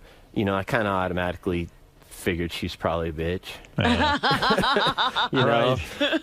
Fancy Hollywood chick, and and she brought him, and I talked to her for like 5 minutes, and it was like, never in a million years would she be any kind of a I mean, she's amazing and beautiful, but I would never like go for that type of girl. I've always, you know, kind of wilder chicks, blondes with big boobs. Right? Yeah. You know, I'll take that one. Yeah, you know, right. I've never put any thought to any woman I've been with other than superficial features, you know, and I never ever like thought, you know, hey, that looks like someone good I could spend time with, you know, but this, I like something triggered in my head and I was like, wow, you know, that's, you know, she's smart and she looks you in the eye when she talks to you and she ain't bad looking. Yeah. You know, and so I kind of contacted her assistant, said, hey, I want to ask her out. Wow, take some balls. Ballsy. Yeah, and you know, I don't know where that came from, but then I asked her out and she said no. She said no. Not interested. Why? Because do you think hey, you know, you're some like motorcycle dude and you're also getting out of a marriage with a porn star and all that other stuff? Well, I don't think she knew that much about me. Right. And, you know, just... Why do you think she said no? Probably because she's smart. But did she, so when I get a no, that's no. I'm like, you I'll don't give go up. back again. How does it wind up being a date? How did you kept going back? Hey, you know, squeaky wheel gets the grease. Yeah, huh? So I you know, we kind of emailed back and forth for a couple months, and it was. Well, wait a second. She says no. Mm-hmm. So how do you start emailing back and forth? I had her email address that she gave me, and we just started going back and forth, and it was the first time ever in any relationship that I ever have been in that was like a courtship. Right. And I really got to know her, and she got to know me because she automatically thought I was like a bigot and a racist and like, you know. And why? Because you're into bikes? Well, just, I mean, you look at me, you know. I kind of thought I that look when you like were Daniel Carver's kid. Yeah, I thought maybe you'd come in here and say the N-word or something. I don't know. No, but I grew up, you know, I grew up in Long Beach and was born in Linwood, you know, an all-black neighborhood. And like, you know, I thought my name was Wedo when I was a kid because all the Mexicans used to call me that. And like, so you didn't have any real racial bias. In other words, you might fit in with some of her Hollywood-type friends, it turns out. Well, I don't know about all that. Right. So you're writing, emailing back and forth. So how did she finally give in? Yeah, and we just eventually went out to dinner, and like it was a great time. And you know, she kind of asked me like, you know, when do you want to go out again? I said tomorrow. Well, that's the move. Yeah. And now, the whole time you were emailing her, you didn't see any other chicks or anything? Like you were really that focused, or you were going out with girls? No. No one. You went without. Kind of swore it off. How long did you go without? Let's call it something nice. Pussy. How long did you go without it? How long were you free of sex? Probably about 2 weeks. 2 weeks? Wow. How did you last? No. Really, how long? Like months? Yeah, it was a couple months probably. So you were focused on Sandra. Oh, I think you know, it was just, I don't know, it was awesome. Wow. You know, it's awesome to like, you know, I've always put hard work first in every aspect of my life to be successful in business and TV shows and all that stuff. And I've never put hard work in a relationship, like never ever like applied my work ethic to making a relationship work. And like, you know, I guess you have to listen to chicks. It's weird. It is weird.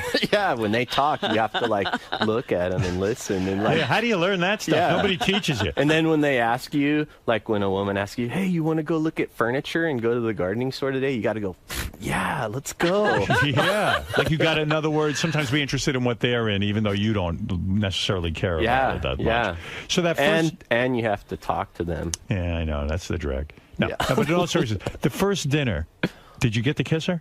No. You did not? How long before you get to actually kiss her? I think it was on like the second date. Second date. And she kissed me. No kidding. Yeah, she took charge. Yeah. She just started doing... Kind of caught me off guard, too. Yeah, I know. You're probably thinking in the back of your mind, gee, she's been in all these movies with like all these really good-looking Hollywood actors and stuff. There's no way she's going to fall for me, right? There's just no way.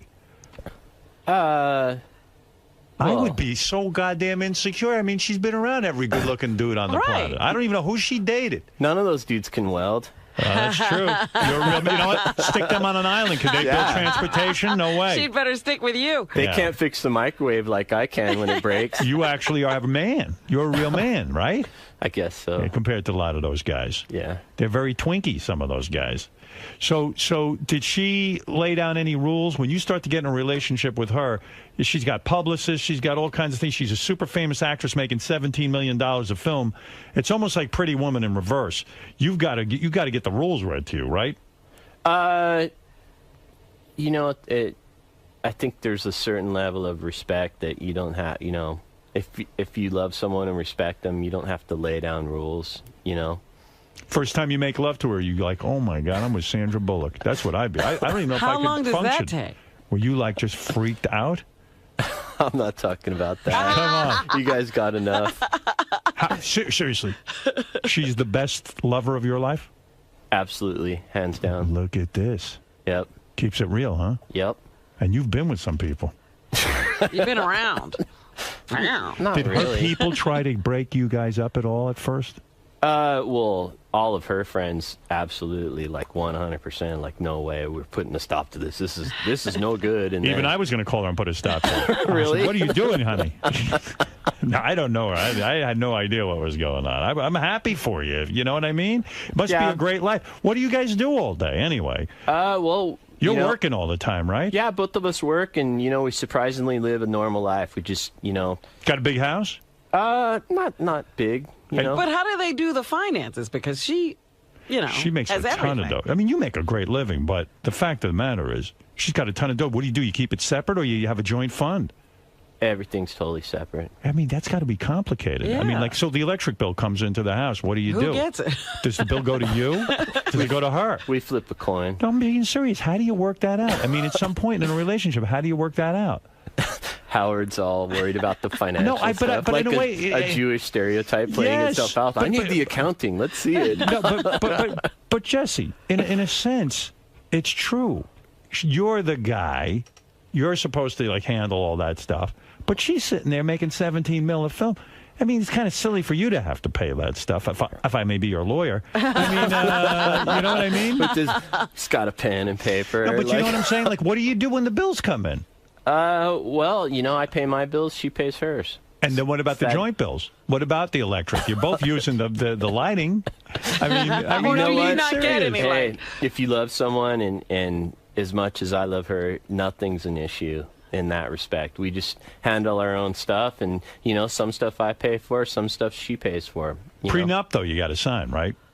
With what? You got to, when you get married to Sandra Bullock, the both of you got to work that out ahead of time. There's no way, especially you've been married 2 times before. You got to sit down and have that tough discussion. That can't be easy. Believe me, I know.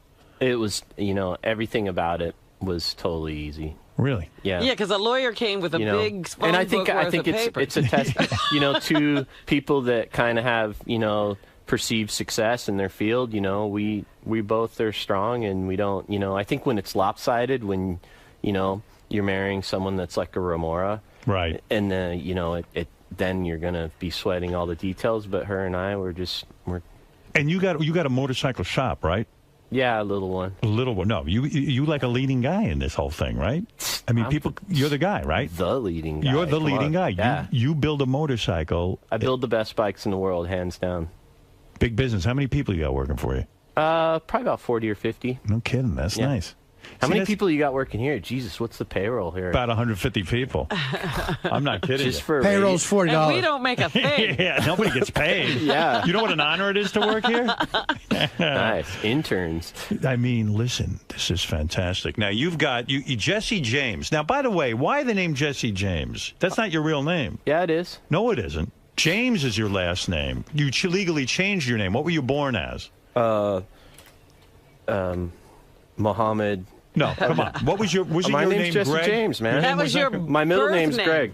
Oh, okay. So There's 7 Jessies in the family, and we all go by our middle names, so it's not confusing. It is Jesse Gregory James. Yeah, You're and absolutely so- right. You do know your own name. Yeah, my immediate family calls me Greg just to save confusion, and you know. Yeah, are you still talking to your mom and dad now that you're famous and well married? No, I had them killed. Well, I mean, seriously, Jesse, No. you don't talk to them, right? I don't talk. My dad and I don't have any kind of relationship, but my mom is great. And Why is your mom great? If she let you leave the house at 15 and kind of booted you out the door, why is she great? because in the last couple of years, she's came around and started being a great grandma. Yeah, I guess, but nevertheless, I mean, now it's easy to Well, love you know, You're I was successful. hesitant. I was hesitant at first, you know, because so much stuff we've been through, and you know, the whole tornado of the relationship with Janine, you know, killed a lot of stuff with my family, and Right. you know, but I think you have to, if long as your parents are willing to make the effort and. But why did your family abandon you when you were going through all your hard times with Janine? I mean, why would they turn on you? Why wouldn't they support you? I don't get it. Well, that didn't start with Janine. That started when I was like 5. And I was done with my family when I was 15. I bolted and went on my own. And did you go into therapy years later? Because I mean, when your family isn't therapy. I'm being serious. I went to court-ordered therapy one time when I was like 14 after I got out of jail. Yeah. And I threw a chair through the window. You had some anger, huh? Yeah, that's the only time I've ever went. So. But why would therapy make you angry? In other words, you've got to be pissed off at your parents for doing this to you. I mean, that's a tough thing when you're 15. I spent a lot of years being pissed and angry. Right. And I think a lot of the stuff I did, like stealing cars and getting in trouble, was kind of lashing out. Right. But now I kind of understand it, and I think you see someone with some fame and stuff, you think it's like a Lindsay Lohan situation and her folks or whatever, but it's my parents were like only speaking like my dad and my sister, they were gone like long before that. They had tried to steal from me like when I was like 19, so. The old man, has he tried to get in touch with you recently since, you're married to Sandra Bullock, you got a successful television show, the whole thing? I don't know. I've never heard from him. Never? So, no. Do you know if he's alive? Well, you got to respect him for that. Do you know? Yeah, I do respect him for that. Do you know if he's alive? Yeah, he's alive, I'm pretty sure. How do you know that? Because I haven't been sent a funeral bill yet. Right. It's funny how that works. Yeah. Now, Jesse James is going to be on Jesse James is a Dead Man. Now, what does that mean, Jesse James is a dead man? Well, we started, Monster Garage ended like in 2005. Right. Fred, you must be a big Monster Garage guy, right? I'm a big fan of Jesse's, too. I thought he was like, and I think I wish he had punched that guy on The Apprentice, who was asking those, who's that guy? That Piers Morgan? Piers, yeah, the teabag dude. I don't watch that show. What happened with Piers Morgan?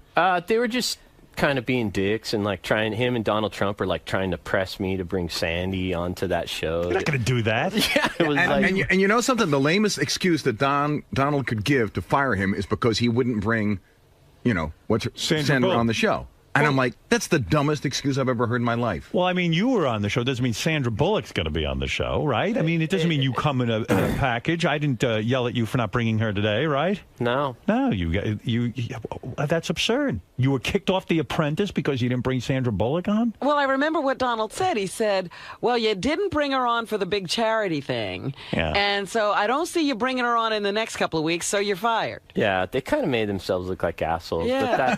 But that's not hard for them. So, Fred, you're a big fan of those bikes? I'm a big fan of chopper building as an art form. I think he's one of the leaders in that field. What bike do you ride? Let's see if Jesse has any respect for you. He's not going to know. It doesn't care because I'm not a chopper rider. I ride a Triumph. Nice. I'm not a hog guy. I'm too big for Triumphs. I look like an oaf on it. So what the idea of a personalized chopper is? In other words, you build it's a one of a kind. It's like if you went and had a tailor-made suit, right, to fit you. We kind of tailor-make bikes for customers. They'll come. Like we built one for Shaq. And he's 7'3". Well, he would need one. Is a guy like me a pussy because I don't ride a motorcycle? I'm afraid I'd hurt my leg or something like that, or roll off and get killed. You know what I mean? I actually have fear. Well, you know what? I've built a lot of bikes for guys like you. Yeah. Jesse, did they make them with training wheels? Yeah, I'll admit it. I'm afraid. Let me ask you about motorcycle riding. But I've seen guys like you that have come in the shop, and I'm like, oh man, who's this motherfucker coming in here? Like they got like a shiny Rolex and driving a BMW, and then I'll build them a bike. Yeah. I'll build them a bike, and it's kind of like it makes their personality come out of like who they really want to be, and like all of a sudden they got they're growing a little beard. And like, in other words, you would say I'd be less feminine if I had a bike. I think I could see you riding a bike. You could. Yeah. I'll tell you my fear of riding a bike. I know a lot of guys who ride bikes, and they always have a story of an accident, and the ones that survive either have brain damage or I have one friend who is a big bike rider. He has pins in his legs, and this guy's a real, I got pins in my legs. No kidding, from falling off a bike. Bikes, race cars, stuff like that. Do you do hardcore stunts, right? What is this? Jesse's stunts on the show include riding a nitromethane-fueled motorcycle at 200 miles an hour. Good Lord. Yeah. What, are you like Johnny Knoxville? Do you have the death wish as well? No, I think this stuff that we're doing on the show is more challenges and stuff that's mentally and physically demanding. I think Jackass is great. I love that show, and I love Nitro Circus. Right. But it's more buffoonery of, like, hurling yourself off to something and stuff that's over in a split second. I want stuff that's going to be like, okay, I have to train for months to get ready to do this, and a nitromethane-fueled motorcycle at 200 miles an hour, riding a motorcycle in minus 60-degree temperatures in the Arctic and leading the police on a high-speed chase. Are you insane? I mean, seriously, do you think you're crazy? No, man, I'm lucky. But doesn't even sound like fun, riding in the Arctic. If I'm living the life you're living, you're successful. You've worked out all your issues with your parents. You're married to Sandra Bullock, one of the most successful actresses in Hollywood, and beautiful. You got great kids. I mean, what are you doing? What, you're going to risk your life doing this stuff? Hey, man, life's only a one-lap race. Is that true? We only get one lap. And so you could either just sit here and talk about stuff all the time, or you could build a bike and put your chick on it and go ride. And I think it's Am I a mama's boy because I don't do this? You know what? I think it's great that you're scared of it, because that means you'll love it that much more when you actually do it. Well, I think I'll love it more when you do it. When you get over your fear and you jump on a bike and you take your chick up to, like, New Hampshire or wherever. I mean, you live in the best riding place in the planet. Right. And put your chick on it, and you get it, and you kind of squint your eyes, and you could feel the sun on your skin, and, like... There's no better feeling to you. Ed, you would love it. I can tell your personality because I've built bikes for guys like you. Guys like me? All of a sudden, like... He'd come in he'd kick over the trash can and, like, I would come to life. Look, motherfuckers, we need to get some shit straight around here. Watching American Idol? Yeah. I like American Idol. You watch it too, right? I've watched every episode. Do you vote? Did you vote? I voted last night. If you don't vote, then you can't complain about who your idol is. I sent 5701 to vote last night. Did you? Me too. 5701. I can prove it to you. I got it. You could go get my pager from the green room. See mine? I'll prove it to you. How many times did you vote last night? Just once. I voted 3 times. We're kicking you out of the club. Yeah. I hear what you're saying. I could see me riding on the back of your bike with my arms wrapped around you. You know what I mean? My hair blowing in the wind. All snuggled up. I can see it. It might be kind of romantic. With his little thong hanging out of the back of his He'll pants. have the girl helmet on. Dave, you're on the air. You're on with Jesse James. The big show is Jesse James is a dead man. Evidently, he's going to do things on there that only real men like myself can dream of. You're a Superman. Do you ever think you would get off the couch and ride a motorcycle? No, I am too afraid. I'm too much we'll hook up. I'll make him do it. Yeah, we'll leave him stranded somewhere, and the only way he's going to get back is to get on a bike and ride home. Maybe if you throw that wife of yours on the back of my bike, I might take a spin. I don't know. Let's go to Dave. Dave, you're on with Jesse James. Hey, Howard. How are you doing? All right. Good. Hey, Jesse. How are you? What's up, man? Hey, man. I big fan of yours, and been riding bikes since I was 4 years old, and I got to agree with you, to Howard. There, you got to get on a bike and experience it, because it's. You know what's funny about this? There's a lot of guys out there riding bikes and living the wildlife. Fred. I love it. And where am I in all this? You got to just do it. Missing it, Howard. Missing it. You know what? I think I'm too much of a mama's boy. My mother had tremendous fear. You're not riding. My parents told me that if I ever got a bike, I'd be kicked out of the house. Well, fuck it. I moved out and then got a bike. You're a rebel. You're your own man. Yeah. But do you ever think of confronting your fears? Absolutely not. You want to know something, though? Yes, I do. I'm going to be honest. One time he picked a hangnail, and it went all the way. You want to know it something, went past Jesse? the nail bed. Jesse, in a way, you're right. In a way, you're right. I'm going to be honest with you right now. He's going to go to bed without brushing his teeth. I am so full of fear. Jesse, I am so full of fear that, do you know, when I first started to run, I run. That's my exercise. And when I start to run, I would hear my mother's voice in my head saying, you can't run in the rain. You'll get cold, you'll get sick, and you'll die. This guy's laughing. And Jesse, as you took up motorcycles and riding at 200 miles an hour, what I did was I ran in the rain. And Jesse, I consider this crazy style. Yeah. And you think I'm joking? Were you wearing dolphin shorts? I considered myself a rebel at that point. Now, mind you, I was 40 years old, and I thought, wow, look at me, I'm running in the rain. I don't care. F you, Ma. If I get an F you. How serious? Hey, Jesse. How serious are you about it? You want to know something, Jesse? When you come to a stoplight, do you keep running in place? I do. You know what, Jesse? I'll tell you what. Here's my analogy to you. I kind of feel that in a way, my radio show and what I did with my life was my, if you will, fuck you to my parents. To my mother, who always said, "You can't do this, you can't do that. You will be, you are going to be sensitive to women." I was raised in a house of women where I had to be sensitive, and in a way, I went on the radio and I became this maniac, an insane person. So maybe you doing the motorcycle thing was me doing the radio show. You know what I'm saying? Yeah, but I can still see your personality. You know, and I think it is about confronting your fears. You know, you learn once you push yourself through a level of fear. You know, and I learned this on doing the new TV show. Once you push yourself, if I do something and I go, oh shit, this is gonna hurt. You know, and I know that I'm scared and I can't sleep the night before, and I know it's gonna be gnarly. Really? Then what? I know that's going to be good TV, and I know I'm going to, like, when you get to the other side and you pull it off and you land it and you still got all your arms and legs, it's like the raddest feeling you could ever imagine. I think that's how I feel about radio. When I would go on, and it was so conservative, and I'd go on and do these things that people said you can't do, I think I got that same kind of rush. Yeah, but you've already done it all. What are you going to do now? I play chess. What do you do? I run in the rain. I'll make you a deal. I'll build you a bike for free if you ride it. What?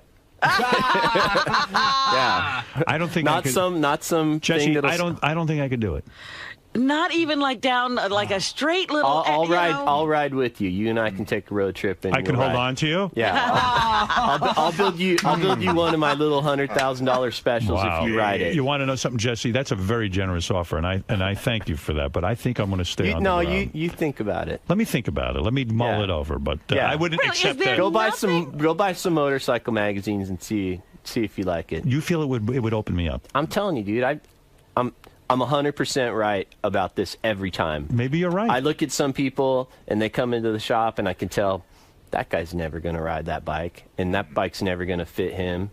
And then I see some guys that come in, and they're a little hesitant. I don't have the desire. They're scared. I don't have the desire. They're scared like you. I don't need it. Is there anything you don't know? Want? You don't know you need it, but you do. You think I need it? I think I'm 100%. What is a fear you've confronted? But wait a second. Have you, like, maybe you have a fear of public speaking or something? Maybe you're afraid. I mean, what is your fear? Your real fear. Okay, so you can get on a bike and ride. My biggest fear in the world. Seeing your father. No, is making sure my 3 kids grow up strong and healthy. But no, come on. That's not your biggest fear. It is. I got a 14-year-old daughter, man. She's 5'10" and blonde hair and green eyes, and like. Well, you got how old is she? 14. Oh my. So, my biggest fear is walking outside naked. I get scared of a lot of stuff. You should do it. I'm afraid someone's going to see my penis. You should show it. Would you ever show your penis to the public? Aren't you afraid of that? Are you well hung? No. You're not? See? No. There's something you won't confront. No. Let's go to Dan. Let some people say hi to you. But I tell you what, I would be really nervous. You think I could ride in a sidecar, maybe? I have a sidecar. You do have one? Yeah. I might be able to handle that. Dan, go ahead. You're on the air. Hey, first time, long time, big fan, love you all. Hey, Jesse, about 6 or 7 years ago, you were at a car show in a town called Paso Robles, California. Does that ring a bell? Yes, sir. Okay, I was there in a bar across the street on the balcony, and you were at a place called Boosie's. There was a massive crowd of people, and all of a sudden, every single cop, I've never seen so many cops, had to be 30 to 50, just swarmed over there. And the rumor is, tell me if it's right or not, is that some guy was talking shit to you and basically called you a sellout, and you decked the guy. Is that true? No, that's not true. You didn't have a bar fight? No, some guy did start a bunch of stuff with me, but I was with my son. Him and I drove my little 29 Ford up there together, and we had just got there, and the guy like kind of was belligerent and got in my face, and like, why? He's jealous. Yeah, the rumor mill had you beating the shit out of this guy. And as soon as I heard you're on, I was like, I got to find out the truth. No. Are you good in hand-to-hand combat? I've never lost a fight. You've never lost a fight in your life? I've taken my licks, but I've never been beat yet. You've been in bar fights? Yes. And with some tough motherfuckers, I imagine. I got hit in the side of the head with a Newcastle bottle one time. No kidding. In Flint, Michigan. And you still beat the shit out of the guy? Yeah. Look at you. Where'd you learn how to fight like that? In the street, or did you do martial arts? I took Take One's dough. You just know how to fight from growing up, right? No, I took a little bit of martial. I don't want to talk about that stuff. You did a little bit of martial arts? Yeah, yeah. You know, I'm a brown belt in Shotokan? You can go to any martial arts store and buy any color belt you want. They're like $19. Hey, I might have to fight you. You could be a triple black belt. You've never lost a fight? No. You think you could do ultimate fighting? You know what? I'm not much of a grappler. You know, the kind of fighting that I did, that if you go down to the ground, you cut your percentage of winning by 50%. So what would you do? Just punch a guy? I think, keep your space and keep your distance, How do you take him out? Well, the best way I've found is break their clavicle. No kidding. If you break collarbone's super easy to break. How do you break the collarbone? You can slap it. It only takes like 4 pounds of pressure to break it. No kidding. So you're telling me if I'm in a fight and I smack a guy in the clavicle. Have you ever broken your collarbone? I haven't. Well, if you break your collarbone, you can't lift your hands up. No kidding. So if you go for the rather than even go for the face, just nail it and that fight's over. Like Benji, come here. I'm going to demonstrate on you. I'm going to smack come you here, in the Benji. Let me break your collarbone. Let me just break your collarbone. Big deal. Like that. Yeah. Wow. Did you know that, Robin? I did not know that. I know you can't. I didn't know it was so easy to break. All those karate I know you can't lessons lift your arms. I wasted my time with. But why can't he talk about it? It's like he went to some secret society or something. He doesn't like to talk about it. Are you afraid if you brag about it, then guys will want to challenge you and all that kind of crap? Yeah, and people are already, I'm the guy that everybody wants to fight. You're a target already. Yeah. Oh, you seem like a nice guy. I don't get that. I don't know. It's because I'm so pretty. That's the problem with you. Let's go to Mark. You ever have to fight more than one guy at a time? Yeah. No it's kidding. usually always like that. It's never just me and one other guy. I mean, I haven't been in a real fight in a long time. But Right. The last fight you had was more than one guy? No, it was one guy. Wow. Boy, I never get into fights because I run. Mark, go ahead. You're on the air. Hey, Howard. Thanks for taking my call, man. Big fan of yours, and Jesse, I'm a huge fan of yours. What's up, man? If you are going to turn down, or Howard, if you are going to turn down that bike, man, I swear to God, I'm going to drive to New York and I'm going to slap you. Jesse James, he's Elvis in the bike building. I understand. First of all, let me explain something about myself, fat Mark. and on drugs. I would never take a free bike from Jesse, even if I was the biggest bike enthusiast in the world. That's number one. If I was going to get a bike from Jesse and ask him to make a bike, I'd pay for it. That's number one. That's my code. That's a safeguard. That's how we roll. Yeah. No, that's the truth. So I would not feel comfortable. So basically now he's legally trying to get out of No, because I I'm would serious. I'm not allowed Jesse, to accept any gifts. No, on the air. no, I could accept a gift. I really wanted to go ride this weekend.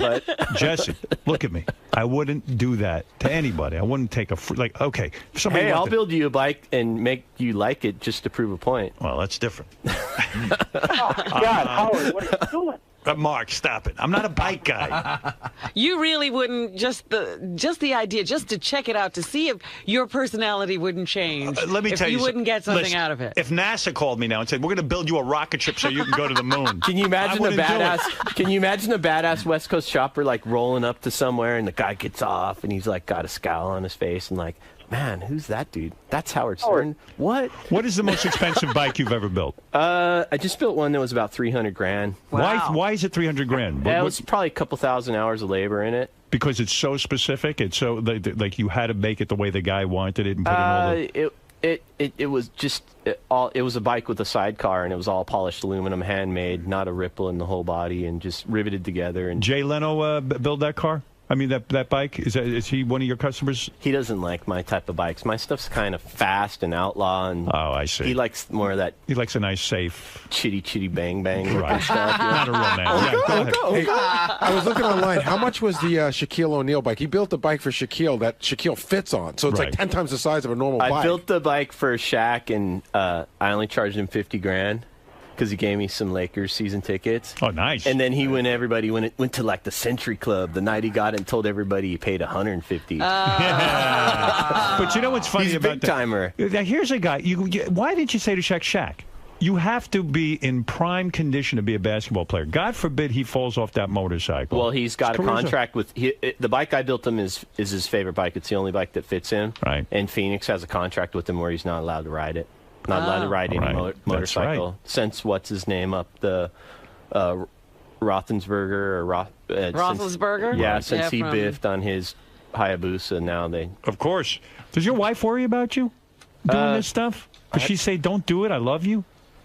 I didn't ask her for permission. Wow, you're a real man. I have to ask Beth permission for everything. Well, anybody that's ever came into West Coast Choppers, any dude, yeah, and said really serious, wants a bike and everything, said, I'm going to go talk to my wife about it. Right. They've never came back. You and Sandra aren't going to do that Hollywood thing where you adopt one of these Malawi kids from Malawi, the country that Madonna goes to. A little kid. You're not doing any of that stuff? Hey, cracker mom, cracker dad. It's kind of weird. Ralph, go ahead. You've got the last word. Yeah, you know what annoyed me most about Jesse on The Apprentice was you keep running around going, I'm a blue-collar guy, like Artie's rap, and you're not. You're married to a huge star. You've got, like, a huge porn star. You even said yourself you invented this type of reality TV. So how are you a blue-collar guy? Why don't you come to work with me 15 hours a day and I'm in my shop welding and making stuff all day, 7 days a week? You tell me. But you're still married to a huge movie star, and you're that on TV, doesn't make me a movie star. Sure, it does. It makes you. Oh, in it that does. Group. It makes you in that group. Is there an argument in that group? But you Jesse, are not you probably have a tremendous amount of Hollywood friends. I have a 5-mile radius of life. My shop is right where I grew up, and that's where I still work every single day. In other words, your life hasn't changed as a result of marrying Sandra. Hey, I'm pretty comfortable with what I do in life, and I know where my place is, and it's not on the red carpet. Right. You're not a blue collar guy, though. Yeah. Okay. You keep thinking that. Why is that? Why is it a bad thing to say? I don't get that. Well, really, I just. It's how he defines himself, and you're calling him a liar. You're talking through your ass because your head knows better. I think I know what Ralph is saying on one hand, but he definitely has more of a blue-collar mentality. If you compare him to the other people on The Apprentice, I mean, here's a guy that actually would get up, go to work in the morning, put in his 8 or 12 hours a day and come home and, his hands would be dirty. Fred, Trump never did that in his life. Yeah, but he did the same thing every star in that show did. When you didn't take their advice in their area of expertise, they had a meltdown. Like you screamed at that guy Clint because he didn't take all your advice on the magazine. Yeah, but you know something? I would listen to Jesse before I listen to Clint because Jesse actually runs a business. Clint does not. Yeah, but, You got to step away from the TV just like 3 feet. You're standing too close. Well, he watches TV all day. I happen to know that. That's his life. Listen, Jesse, I'm curious to see this show. Jesse James is a dead man. It sounds like you could end up dead after this show. I don't know if you got the memo, but we're all dying. Yes, I know, but you're rushing things a bit. It's only dangerous if you're afraid of dying. You're not afraid of dying. We're all dying anyway. No, come on. Stop it. You've got a great life. What do you mean you're not afraid of dying? Dude, if I could walk out of this studio and drop dead right now and I'd die happy. Of course, but why end the happiness by doing something crazy like 200-mile-an-hour bike ride? I think the odds are that you're going to get hit and killed by a cab. Right. More than I'm going to get hit driving my trophy truck. You're probably right. You'll be laughing on my grave. You'll get hit jogging. Well, it's a pleasure to be... in the rain. Didn't the guy that wrote that magazine or that book Running, didn't he die of a heart attack? The guy who started? Yeah, he did. Yeah, that's why you just need to get on a bike with the motor. Let it do the work. I'll probably die from the cold. I'm telling you, you're going to do it. I could feel it. Listen, Jesse, you're a good dude. You got to live in a good life. Yep. Thanks for having me, man. This is pretty awesome. It was great having you. Finally, I do some kind of media stuff where all my friends I know are going to listen. Well, hey, that's good. Jesse James is a dead man, and if your wife's listening, tell her I said hello, if you know what I mean. She is listening. And tell her that she has to keep the marriage spicy. You don't want to tell her, hey now. Hey now. And she should wear sexy lingerie in the bedroom. She does keep it spicy. Yeah. How long are you married now? Almost 4 years. 4 years, and it's going strong. It's awesome. It's definitely, I didn't start living until now. Is there less sex now that you're married or more? Tell the truth. There's just the right amount. How many times a week? 8. Are you serious? That's impressive. It's not 8. Don't tell me. Don't leave me with that. All 8 with Sandra? You know what? If you get a bike and ride it, then I'll give you the whole. Then you'll give me the answer. details. Right, well, then I might have to do it. All right. Man, nice to meet you, Artie. How are you, man? That's Benji. That's Fred. What's up, man? Hey, nice to meet you. Howard, Tim can't believe that you won't take the bike. Cannot believe it. Tim's back to laugh. Tim's saying, just take it and sign the pink slip over to me. It's over for me, man. Nice meeting you. Thank you for coming in. No That was problem. a great Thank you interview. very much. No problem. Thanks so much. He needs to get a bike. Quit fucking around. Any way you can convince him? You know what? I made him not answer now because I have a feeling he'll be like, you know what? Maybe I should do it. He's going to go home and tell his chick about it, and she's going to go, yeah, we should go on a ride. What advice would you give him to, change his mind? Because he seems to be scared that, he's going to fall, get hurt. Well, hey, if you live your whole life scared of everything, then you're not living your life, You got to take control of it. Cool, man. Well, I hope you get him on that bike. That would be awesome. That'd be awesome. We got to take a road trip together. Whoa, was that Howard Stern and Jesse James that just rode by? That's a scene. Yeah. At the Quickie Mart. Cool. So you had a fun time today, man? Yeah, it was good. It was awesome. All right, thanks for stopping by. Thanks, guys.